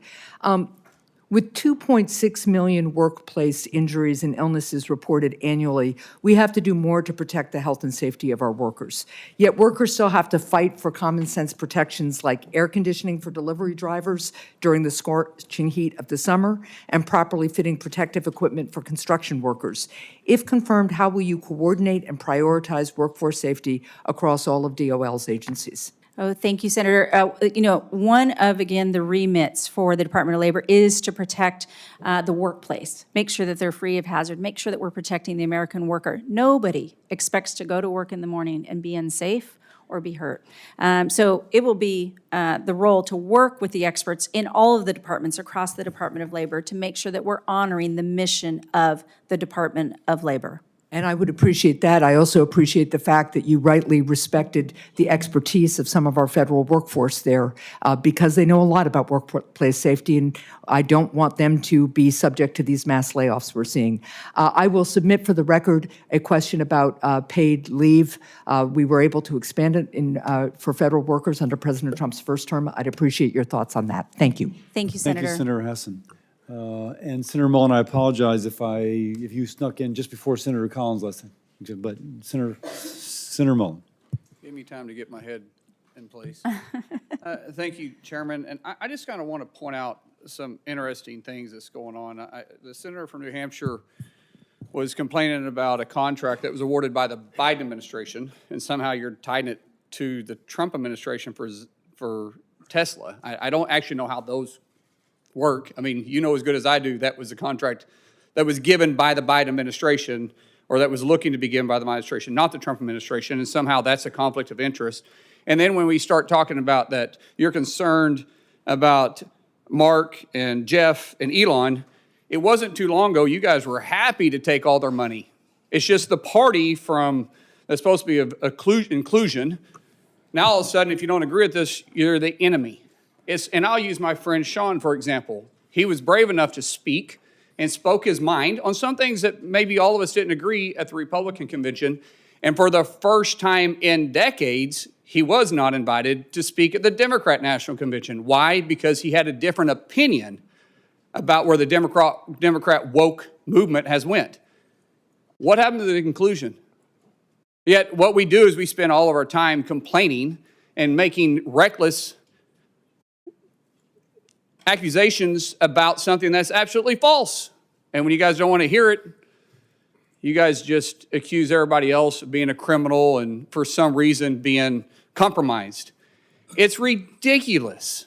Absolutely ridiculous. It's the same thing we heard in 2017, and yet you guys are just recycling. You guys are doing nothing but trying to stir up your base by fear when it's absolutely 100% wrong and shouldn't even exist. Now, with my rant over, I'd like to turn back to Lori and ask you a question. You know, you're very uniquely positioned. I made that clear when I was introducing you. Coming from a coming from a very blue state and being a Republican, that's very heavily union, and you've been backed by the union. You have the support of a new coalition that President Trump has brought together. That's right. What role do you think you play in this new coalition? Thank you, Senator Mullen. For one, thank you again for being here today and introducing me. But on this question, building the bridge, and I think that this is the new direction. 77,300,000 Americans voted for President Trump. We know that the American worker, wherever they are on the continuum, if it's organized labor, if it's employees, if it's employers, they supported and gave the president a mandate. He won 312 electoral votes. He won all the swing states, and he did have a mandate. But in that mandate, what's unique about this time is the fact that he included the American worker of being first. He's not talking about, he's talking about the men and women who build this country. That's the focus. And I believe that the president nominated me to bring my experience, not only as a mayor, not as a business owner, but because I did garner labor support. The president and I align in this issue, that if we focus on the American worker, despite the politics that is going to come up sometimes, we're not going to agree on everything, but we can agree that we are at a pivotal moment in this history to capitalize and support the American worker, and that everyone can achieve the American dream. I know how important that was for my family. I know how important that is to all your constituents, and I want to bring people to the table. And when they're at that table, I want them to stay at that table, because I know it sometimes they're going to disagree. But it is not to put the thumb on the scale. It is not to weigh in support on your side. It's to keep them at that table till they determine that they can solve the issues, just like you and Sean O'Brien. This is important to the president. It's important to me. He asked me to be an extension on his team, a formidable team, where we won't forget that. And I won't forget that. I'll work hard every day to be the leader that this country deserves at the Department of Labor to carry on that message for the president. One of President Trump's main focus was bringing jobs back to manufacturing. In fact, the American First agenda was all about protecting the American workers. How do you plan on working uniquely with both sides to bring manufacturing back to the United States? Well, Again, thank you for this question, because it is where we have been lacking. We have seen communities be decimated, small rural communities where, Oregon is a timber industry, and they have been decimated over the last 15, 20 years. We have to bring those back so we can build up our communities. I look forward to investing in the workforce. Again, it was mentioned WEO, which is a bipartisan effort, and as a member of Ed and Workforce, I was proud to honor that. And if President Trump wants to bring that forward, I look to working with all of your office for that workforce investments to build up those jobs, to reinvest in those manufacturing jobs. Thank you so much. Thank I you, yield back. Senator. Senator Kim. Thank you, Chairman. Thank you, Congresswoman, for coming on out and talking to us. In your opening statement, your written testimony, you talked about putting American workers first as the priority here, and I appreciate that. I think a lot of us agree with that. I guess I just want to ask you, because you talked about the vision that you have for that should be a vision for our country. So I guess I wanted to ask you to sort of expand on that vision. Is $7.25 an hour, is that enough to live on in America in the year 2025? Thank you, Senator, for the question. I know Ranking Member Sanders asked the same question. I recognize that it hasn't been changed, the minimum wage. I guess I'm just asking you, do you think that's enough for a worker to live on? I'm just trying to get a sense of your vision for what the standard of life for an American worker is. Yeah, well, I mean, again, for every state, for every community, again, I mentioned Oregon. What happens in Portland doesn't happen in Grants Pass. It certainly doesn't happen over in I understand that about Eastern Oregon, but I guess I would ask you, what is $7.25 an hour? That is what in an annual term? Do you know off the top of your head? Oh. It's not a math question. Yeah. So I'm just trying to get a sense of it. So it's about $15,000 a year. Yeah. So I guess I just want to ask you, do you think that there is a state in this country where someone can live comfortably on their own for $15,000 a year? Well, I don't know if there is, but I would look and work with Congress. This is a congressional issue. I hope I can support you in telling the story of what's happening on the ground. But so that's that you what can I'm just trying to determine- get a sense of from you is is what your vision is, because I do want to try to engage and see if we can work on that together. So for instance, biggest issue I keep hearing about is about affordability of housing and the challenges that people are facing when it comes to that. So again, I'm just trying to get a sense of where you're at on this. Like, do you have a sense of what percentage of someone's salary should go towards housing? Is there an upper limit in your mind of where you'd like to see that? Well, I know oftentimes they talk about, if it's 10%, 20%, but here's my commitment, Senator. My commitment to you is to tell that story. I will come out and visit every state's and understand what's important to them and tell that story not only to the president, but also work with members of Congress. And if you all see fit, I will fully and fairly enforce the minimum wage laws that you all see fit and work together. I know, again, I was It needs to be a conversation between us here. it's I mean, important. it's not just Yeah. on us. You're going to be somebody who's supposed to be fighting for Sure. the American worker. Is 50% of someone's salary too high in terms of what goes towards housing? Well, again, depending on what the salary is, people can determine that. I mean, if I had to take a guess, you're wanting me to say yes or no. It's hard to guess on what people want to spend on their housing, but I do want to help the American worker. I want them to make enough money. I want them to give them the opportunities, and I want to work with Congress on this issue because it is important. This is a sensitive issue. We hear about it all the time. You know that, and I know It's, that. as I said, the top issue. And I'll say that, when it comes to the lowest median rents that we see in this country right now, it's around $850, $900 a month, which is at around $10,000 a month. And What these I are do in some of know- the states where, again, the minimum wage is $15,000 a year. So talking about 2/3 of their salaries. When it comes to paid leave, I mean, I know a colleague of mine was going to raise this. We were able to move forward on government employees. I wanted to just get a sense, do you believe that all American workers are entitled to paid leave? Again, we don't have a federal paid leave. Should we? Well, that, again, I know as a I'm Department just of trying to Labor- get a sense of your vision. I get it. You're not know. a lawmaker anymore, but I'm just trying to get a sense of what you're going to be fighting for. What's your vision for the American worker? Well, my vision for the American worker is to achieve the American dream. I That they understand have that, the but is part of the opportunities. American dream paid leave for all workers?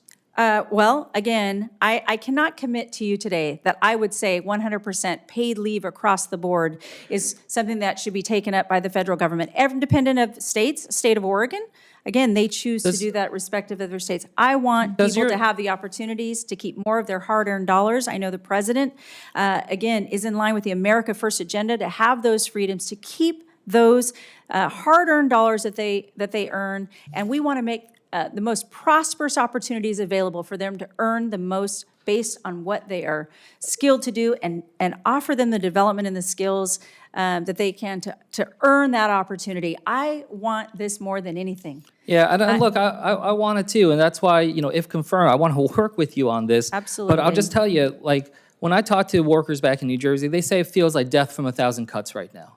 There's housing, there's healthcare, there's so many other things. They're working 2 to 3 jobs just to be able to get by. They're not asking for the moon. They're just asking to be able to live a life of dignity and decency. And I hope that we can at least be able to stand up and say that that's what we're going to fight for. I yield back. Thank you, Thank you, Senator Kim. Senator Tuberville. Thank you. Good morning. Good morning, Coach. Let's beat a dead horse here. Right to work state, Alabama. My constituents at home want to know that, are you going to try to change our status as right to work?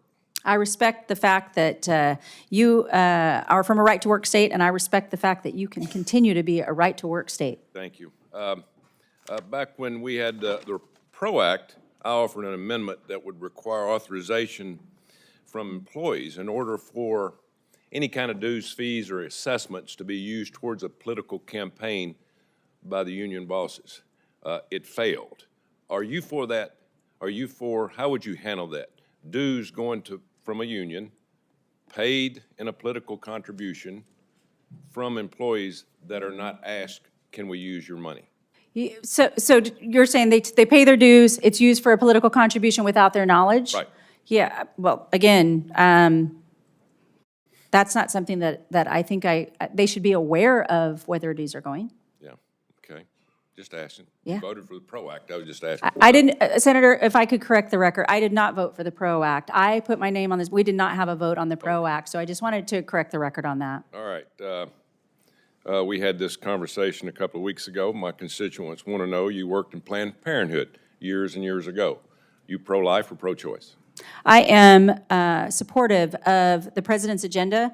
I have a 100% pro-life voting record in Congress, and I will continue to support the America First agenda, which we know includes life. Good answer. All right. Talk to me about legal immigration. In my state, we have the most engineers in the country, in the state of Alabama, because of NASA and defense contractors and all those things. We're running short on a lot of engineers, high-tech people that are well-trained in our country. For some reason, we're running short because big tech is growing. Where do you stand on legal immigration? Your thoughts? Well, I'm supportive of legal immigration only. I mean, I don't see another way around it. But you're talking about, are you referring to the H-1 visa program? Anything to do with high tech, anything to do with engineers, Yeah. that, eventually we're going to have to allow more people to come, but not to tear down the structure of young men and women having a chance to make a better living because they spent 4 or 5 years at a university and have to pay their bills. No, I appreciate that so much that you brought this up. Certainly we never want to replace the American worker. We want to make sure that we're investing in the American worker and they have the skills needed for the high-tech industry, as we see moving forward through a lot of our respective states. On the visitor's visa, on the H-1B, there's been conversation about in the immediacy. I've heard that from many of the senators. It's about today. What happens today and tomorrow? I commit to you to working, again, with testing the market. That's the Department of Labor's remit. It's to test the market and seeing where we need the guest worker program. Once we've exhausted all other programs and making sure that we're out there, then work with the Department of Homeland and certainly the Department of State on if we have to administer more. But that's going to be certainly, Congress will determine it, and then I'll work with those interagencies as well. And I would love to work with your office on that specifically. Thank you. Thank you. I'm not going to put you under a gun on this question. You probably don't know a lot about it. A lot of people in this room know a lot about it. NIL, name, image, and likeness. Mm-hmm. It is a disaster. And we're going to have to do something in your tenure to help young men and women understand, the situation that we're in, because we're going to start losing Title IX. We got a young man that just signed an $8 million contract, and he's 20 years old. And it's out of control. So the next time you come, hopefully we can have a hearing on what we call name, image, and likeness. I'm all for kids making money, but it is workforce. It needs to be changed. It needs to be regulated to a point where, all men and women, young men and women, can have a chance to make money. So just to bring that to light, but that will be under your purview in the very near future. Thank you, Mr. Chairman. Thank you, Senator. Thank you. And next would be Senator Blunt Rochester. Thank you, Mr. Chairman. And I also want to thank you, Congresswoman Chavez-DeRemer, for the opportunity to meet with you ahead of the hearing. I really felt we had a robust conversation about the workforce and how we move forward as a country, and the fact that working people deserve respect, protection, and fair treatment. I want to start by just acknowledging, I know you are following the reports, the over 10,000 federal employees, civil servants who have been fired in recent weeks, including staff at the FAA, the NIH, HHS, the Department of Education, and more. And to me, beyond the harmful impacts that those individuals are feeling and their families are experiencing, it is having ramifications across the country. Everything from our plane safety to biomedical research to measles outbreaks that I just heard on the news earlier today, to the avian flu. All of this, while the cost of eggs are not going down, people are feeling the impact. I'm also concerned, I shared with you, I had the opportunity to serve in Delaware as Secretary of Labor, and so labor is so important to me, but also State Personnel Director. And just from a workforce planning perspective, a lot of this doesn't even make sense. To get rid of some employees that are protecting our national security, our nuclear safety, all of these things, and our health just doesn't make sense. And then there's going to be the ripple effects of where do these folks who are now unemployed get the resources they need to live and survive? How do they deal with the trauma? There will be ripple impacts. And what you said is you want to help the American worker. And I hope that you will consider these individuals as also American workers. My questions, I wanted to talk a little bit about what we discussed in terms of the future of work, which has been one of my top priorities in preparing folks for the jobs of today, but also the jobs of tomorrow. And in Delaware, we have a robust biotech ecosystem involving workforce-focused partners like the Delaware Bioscience Association and the National Institute for Innovation and Manufacturing Biopharmaceuticals at the University of Delaware, also known as NIMBLE. We also have with our students the Delaware Pathways and vocational technical high schools in Delaware, and 2 labor unions. So far, we know we need more workers to grow our economy. Do you have a plan to prepare workers for careers in emerging industries like biotech and AI? Thank you, Senator. I really did appreciate our meeting as well. I know you have the knowledge from a labor department in Delaware and that you ran that, and I hope we work together and you will share with me some of the tips and tricks of the trade, because I don't need to reinvent the wheel in a lot of places. I just need to make sure that we're respecting and honoring your story as well, and for Delawareans. Delawareans. That's right. But this is important, specific to the skill. And I think what we talked about is even more so than high school. We're talking about junior high. And understanding how important that is for the workforce, that we have to get these young people in early and understanding what they care about, and that we have that workforce. So under the Department of Labor, it is going to be my responsibility to make sure we're investing in that workforce development. I was proud, and I was brought up earlier, to serve on the Ed and Workforce for reauthorizing WIOA. That's, again, a bipartisan. It didn't happen. It didn't go through. And I hope, with all respect and talking to the president, if it aligns, that this is something that if Congress takes it back up, that I can work with you all, not only technically, but to enforcing that and really investing in the workforce specific to high tech, because we know we're going to need those jobs. And so this is an important issue, I would think, to everybody sitting up here, that they're a part of the workforce and respective in every state. I know in our conversation, we talked about making sure that labor as well as industry are present at the table when we make these big policy decisions, when we do legislation. One of the things that I will be focusing on and introducing legislation on is an accelerator, the Advanced Research Projects Agency of the Department of Labor. ARPA-L is similar to what we've done for health with ARPA-H, with defense for DARPA, which gave us groundbreaking technologies like the internet and Siri. And so hope to work with you on these as well. And again, let's make sure that we focus on all workers. That includes those folks that are being fired, laid off, and in a lot of trauma. Thank you, and I yield back. Thank you, Senator. Thank you, Senator. Senator Murkowski. Thank you, Mr. Chairman, and welcome to the committee. I enjoyed our conversation. We had a chance to talk a little bit about the Alaska workforce.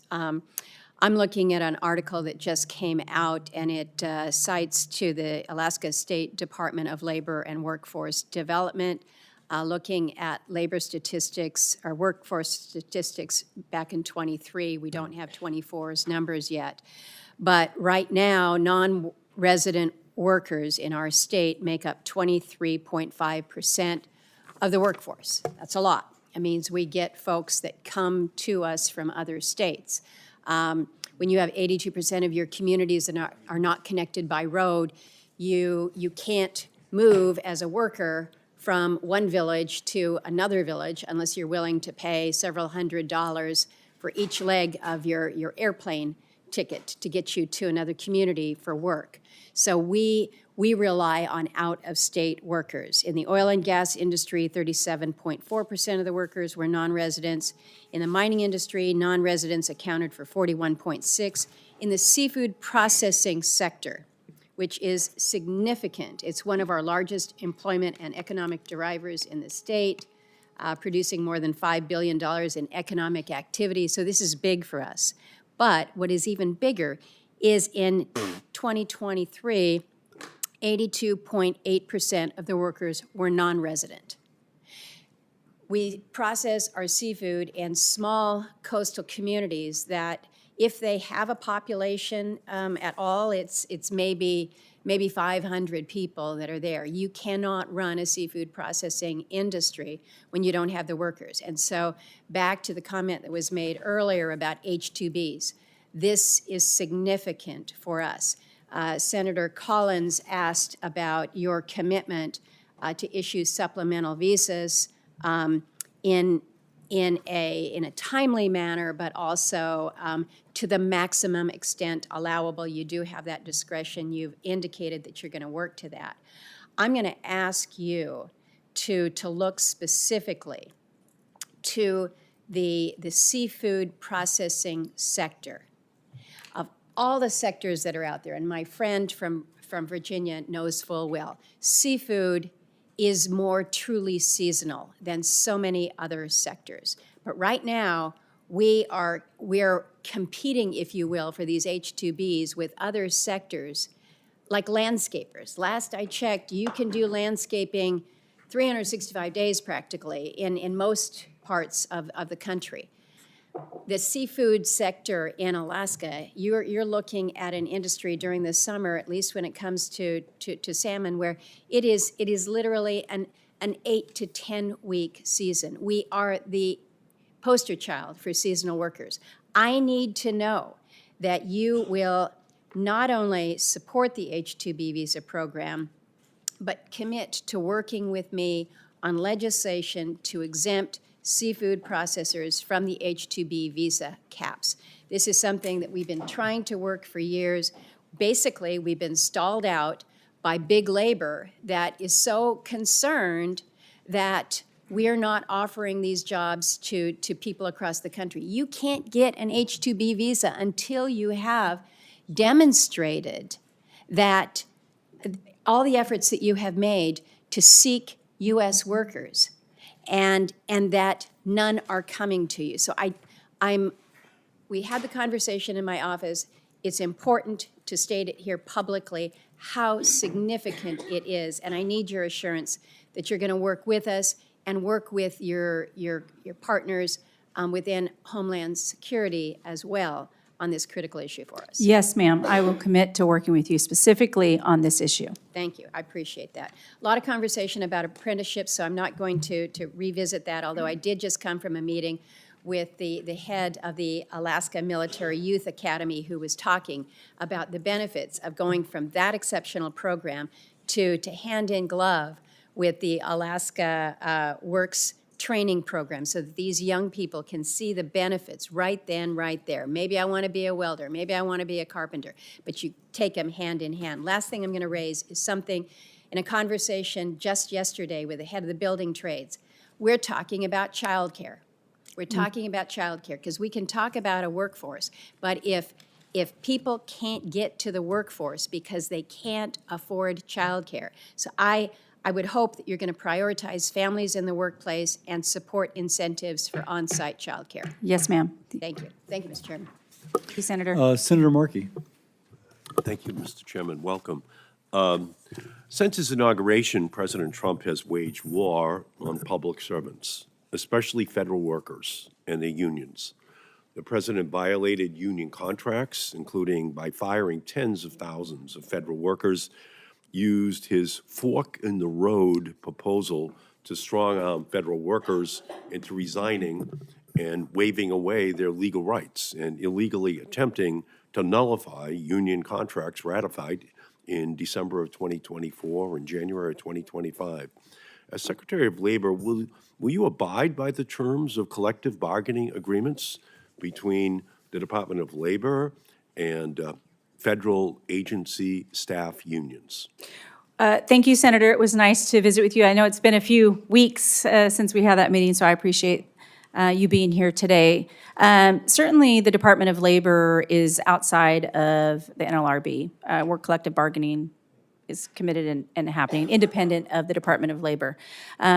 So I will, work with your office in determining exactly what it is that you're specifically asking, but outside of the Department of Labor is to protect the American worker. And then, of course, as we overlap, because the Department of Labor expands a little bit more than collective bargaining and unfair labor practices under the NLRB. But will you advise President Trump and Elon Musk that they must reverse all decisions that violated the contracts that were negotiated between the unions and their agency employer?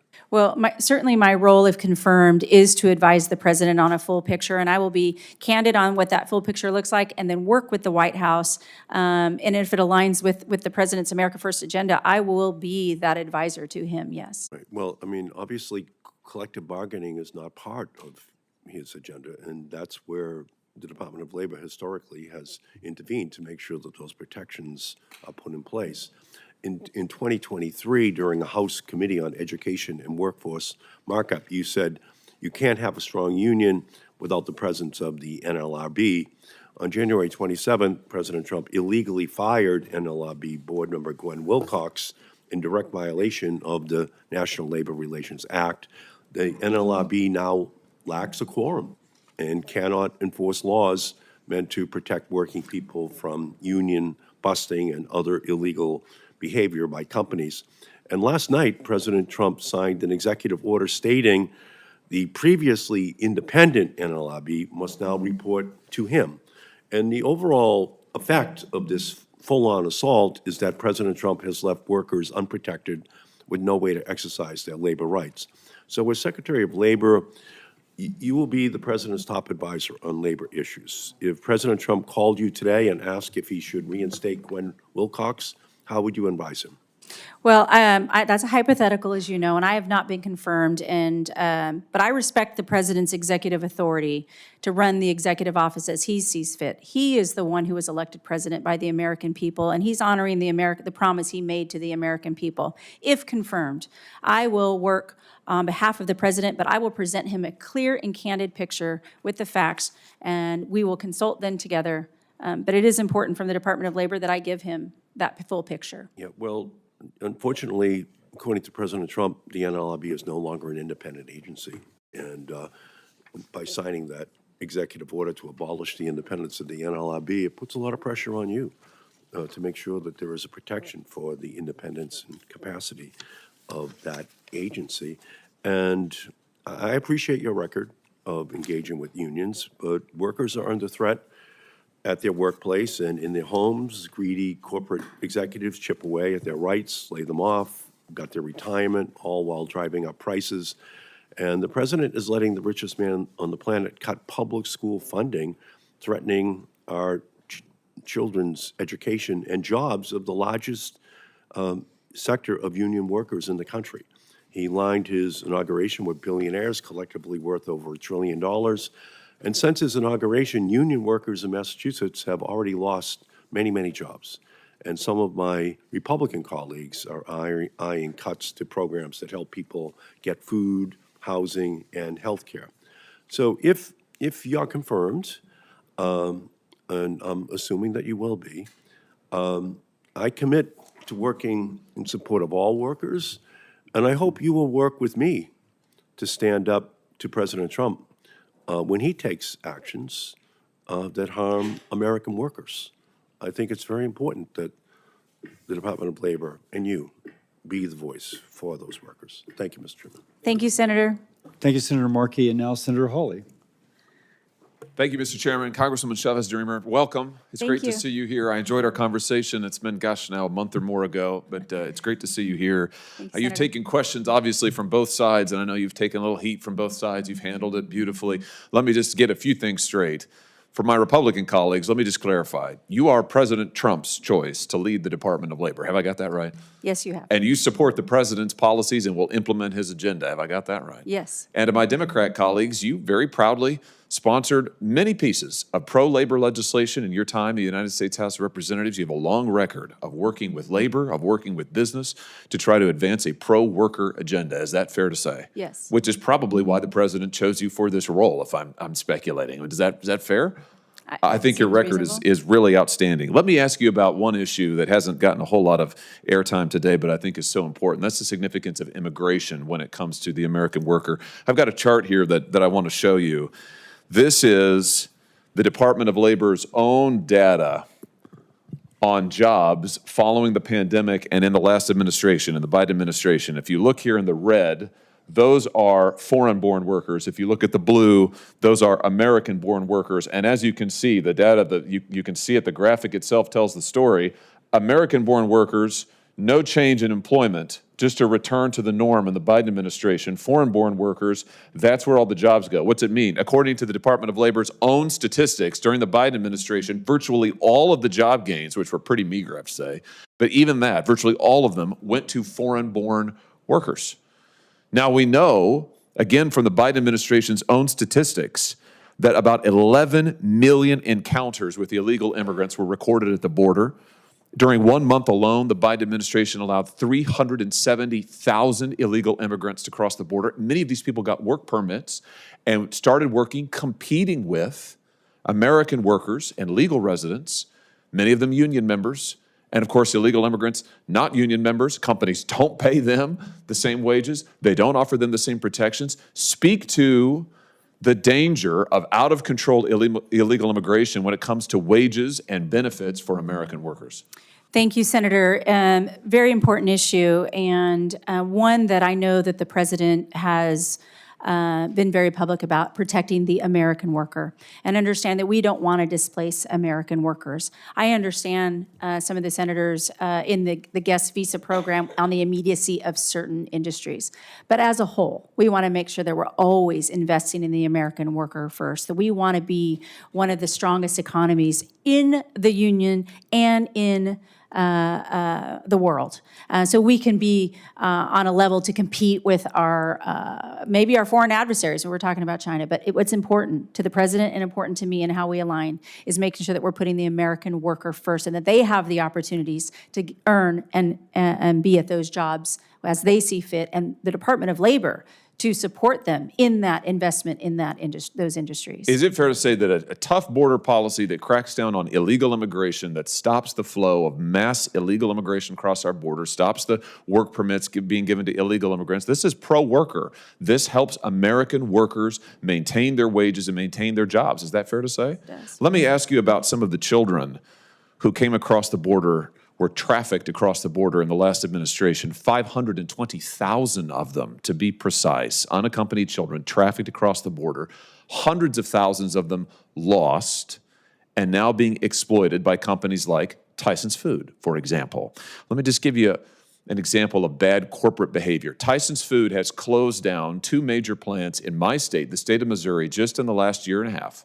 They have canceled contracts with farmers. They have put thousands of workers in my state out of business, and yet we know from the investigations done by the New York Times and others that they have huge numbers of illegal child labor in their supply chains. In their factories, they are putting children who are trafficked here to work. So they're firing American workers, but they are exploiting child workers. Will you go after companies like Tyson's and anyone else who would violate our labor laws and exploit children while they are firing American workers? Yes, that's an important remit under the Department of Labor, as you know, to protect and not exploit all workers, but certainly child labor should not be accepted by anybody in America. And the Department of Labor has the enforcement capability to double down if they knowingly are breaking the law and exploiting children in their factories. I think we've got to make the penalties even tougher. Senator Booker and I have bipartisan legislation to do that. And again, it is pro-worker to say we're going to protect Americans who are working legally, and we're not going to allow children to be exploited in this country, or people trafficked into this country to be exploited for the purpose of profits by these mega corporations. Thank you, Senator. Thank you, Senator Hawley. Senator Also Brooks. Thank you. Good morning, Mrs. Chavez-DeRemer. And I want to, first of all, congratulate you and your family on your nomination. And to begin by saying Maryland, the workers that we're talking about today, Maryland has the highest per capita share of federal workers in the country. So the people that we're talking about are my constituents, by and large, and they are reeling from this administration's mass firings. Now, when we had our conversation last week, and I know that it was reinforced today, you assured me that you would abide by the law, that even if encouraged to break the law, you said that you commit to following the law. Is that still the case? Yes. Now, do you believe that a collective bargaining agreement is enforceable under the law? Yes. And if I can ask you, are you aware of the statute which recognizes the right of federal employees to engage in collective bargaining? I don't know the statute number, so. It's Title VII of the Civil Service Reform Act, but what I can tell you is that statute, are you aware of that statute or any statute that limits the binding nature of a collective bargaining agreement based on when it was signed? I'm not an attorney, as you know, and so I would like to. But you would explore be, this a you little would bit be in more. charge of Yes. enforcing the law. So if it is the law Yes. that there is no statute that limits the binding nature of a collective bargaining agreement, then you would enforce that collective bargaining agreement. I will fully and fairly enforce the law if. Now, I want to tell you that President Trump has canceled what he has called as lame duck collective bargaining agreements. And I want to ask you whether there is, what statute there is that you believe would give the president the authority to cancel or void approved union contracts certified during a lame duck. I'm not familiar, and I cannot weigh in on any specific statute that you're asking me about. But again, if it is the case, and it is, that there is no statute that allows you to set aside a collective bargaining agreement, there's no time limit, would you enforce that collective bargaining agreement pursuant to the law? Again, Senator, being not familiar specifically, I would certainly want to, discuss this with the solicitors at the Department of Labor if confirmed, just to make sure that I am on the same page without committing to exactly Well, no, but what you're once it's referring to. confirmed for you that it's the law, you have committed that you will enforce the law. I'm committed to always fully and fairly enforce the law, and I will work with the solicitor of the Department of Labor to make sure before I weigh in specifically on this specific that you're talking about. Okay, let me ask you another question. Now, President Trump made some, I would call it troubling and shameful comments after the devastating fatal plane crash that occurred here in Washington, D.C. I'm sure you're aware of that plane crash. Yes, ma'am. And he blamed, at the time, while the bodies were still in the water, many of them were children, he took that moment to blame the incident on Federal Aviation Administration hiring people with intellectual and mental health disabilities. Again, while the recovery efforts were going. Do you agree with the president's comments? Senator, I cannot comment on what the president says or does not say. I support the president in this agenda that he is moving forward with. No. And so The for question me is not to- his agenda. I Do you agree understand. that with the comment that hiring people with intellectual and mental health disabilities was the reason do you agree with the comment that that was the cause? I have not had a conversation with the president on this, and I cannot weigh in and speak to that any further. Okay, want to make you aware that the same hiring language that appeared on the Federal Aviation Administration's website under President Biden are also there during President Trump's first administration as well. So nothing has changed in terms of the hiring practices. But should workers with disabilities be allowed to work Absolutely. at FAA? Okay. Now, in an email that was sent out across the government through OPM, it classified, it used language that, quote, said that their goal was to move from their lower productivity jobs in the public sector to higher productivity jobs in the private sector. Do you agree that public sector jobs are low productivity jobs? Again, No, this is not hypothetical. This was- unless we determine what those are, it's hard for me to, if just putting it all in one size fits all, it's hard for me to comment on that. What's No. productivity or high It's a yes or no. productivity? Do you believe that public sector jobs are, quote, low productivity jobs? Is that your opinion?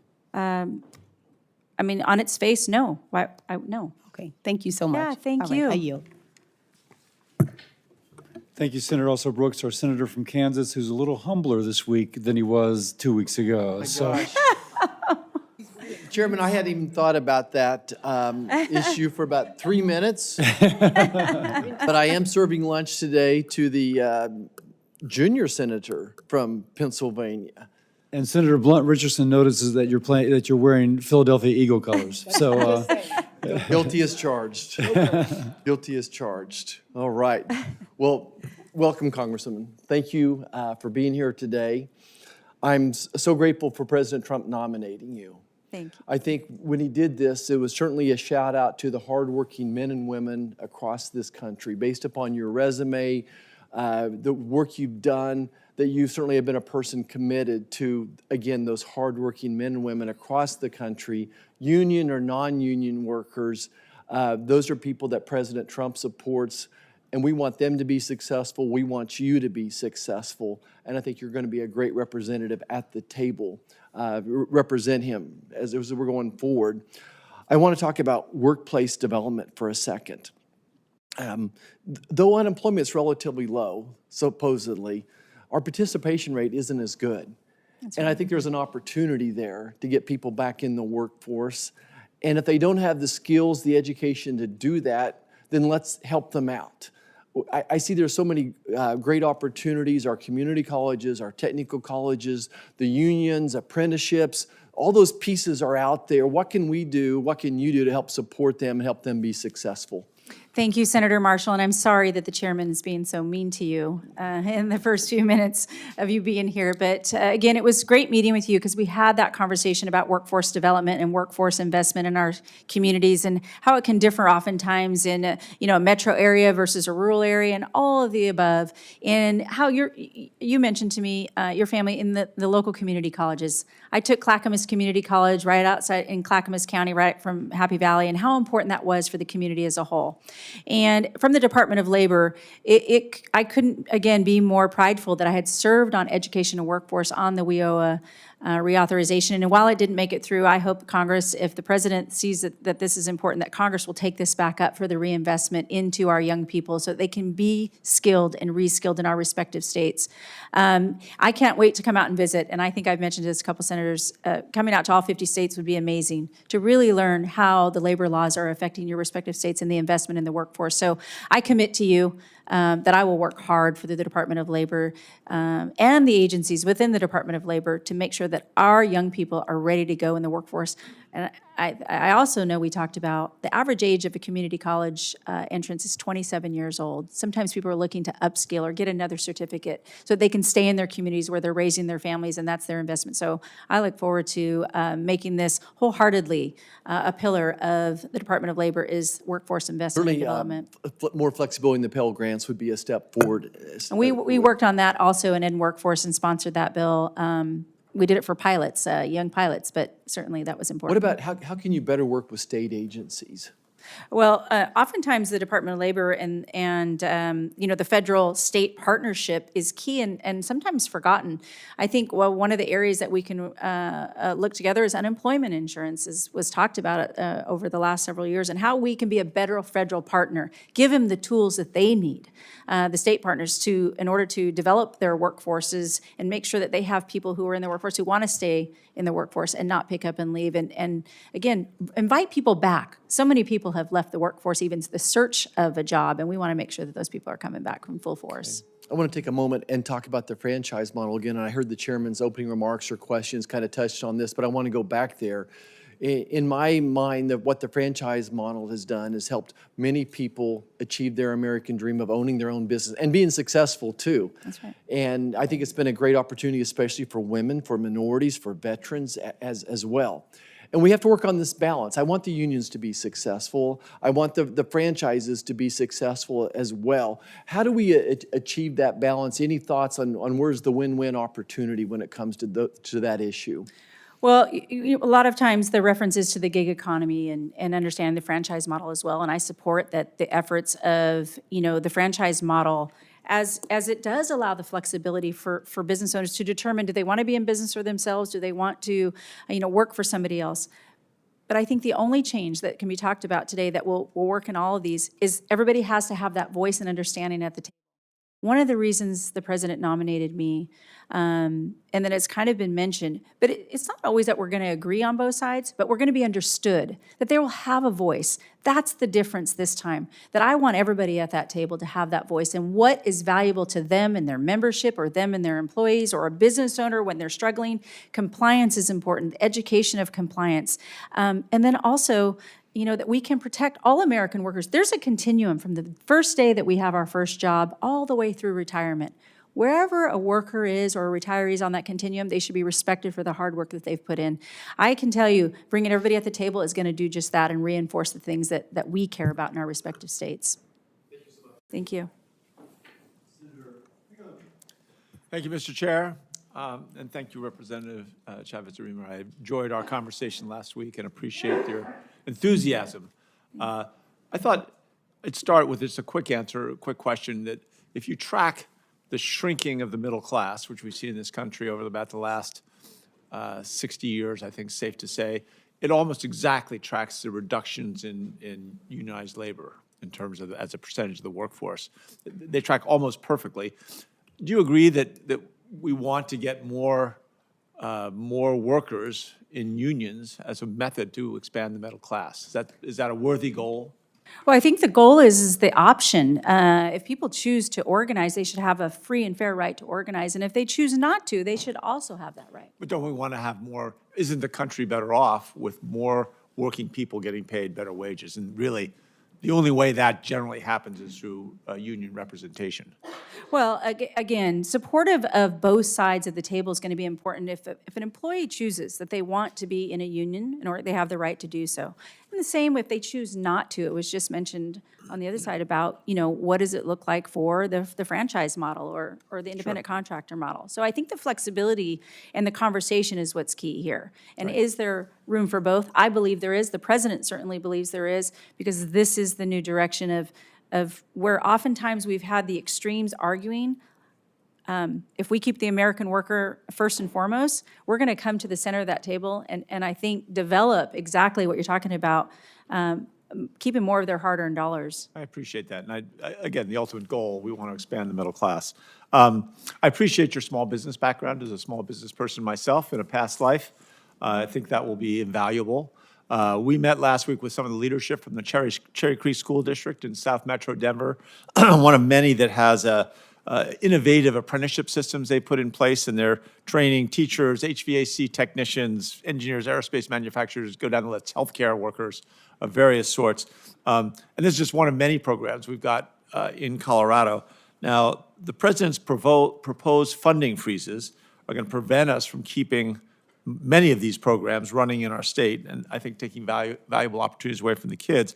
How can you, as secretary, assuming you get approved, how can you protect these programs against attempts to unilaterally, and I think in some cases unlawfully, claw back the federal funding from these programs?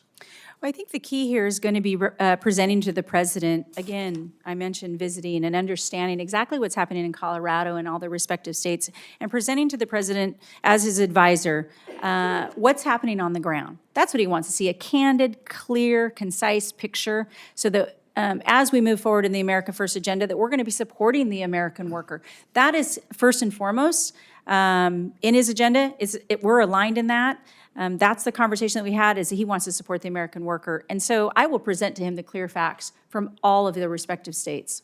Okay. Back to youth apprenticeships, which, as you know, my last 6 years as governor, that's what I spent a lot of time on, and I look at it as one of the great gaps that 65 to 70% of our kids aren't going to get a four-year degree, and we have done a piss-poor job of giving them the tools to acquire the skills necessary to have, the American dream. Is there ways that we can look at to expand apprenticeship programs, youth apprenticeship programs? So I'm not just talking about 18 and over. I'm talking about 16-year-old, 17-year-old, 18-year-old kids who could want to work in an accounting firm or an advanced manufacturing or a hospital, whatever. How can you see us expanding that through your tenure at the Department of Education? Well, I think we can certainly agree that, and you heard the conversation about, speaking to even our youngest, our junior high, our middle school kids, all the way up into high school. But I would like to work with your office and, as if confirmed, get into the Department of Labor, really expand and explore what can be done. But if I could work with your office specifically on this and get to know it a little bit better, I would like to have that conversation with you. No, I will take that and we'll follow up on that. We'll get you out to Colorado. A lot of the records, on February 5th, DOJ went to the Department of Labor and demanded that certain federal employees' information be released. And I think there's a lot of retirement account, private information. We haven't seen I haven't seen any disclosure of how those records are going to be used. And I think what are the reassurances that the American people have that those are still safely secure? Well, I haven't seen them either because I have not been confirmed, as you all know. I have not been read in onto what is happening with DOJ in the Department of Labor. But if confirmed, that'll be the first thing I do is make sure that I'm briefed on it and made aware of everything that's happening. So I don't have that answer for you because I don't know what's been happening either. Okay, fair enough. Thank you. Thank you, Senator. This concludes our hearing. You did very well, and thank you for that. Thank To you. your- Thank you. To your parents and husband and children, I know y'all are Yes, incredibly proud. This is my, So let me just my say mom that. and dad, Yeah. my daughter, my parents. For any senator who wishes to ask additional questions, questions for the record will be due tomorrow at 5 p.m. We now conclude the hearing. Thank you. Thank you.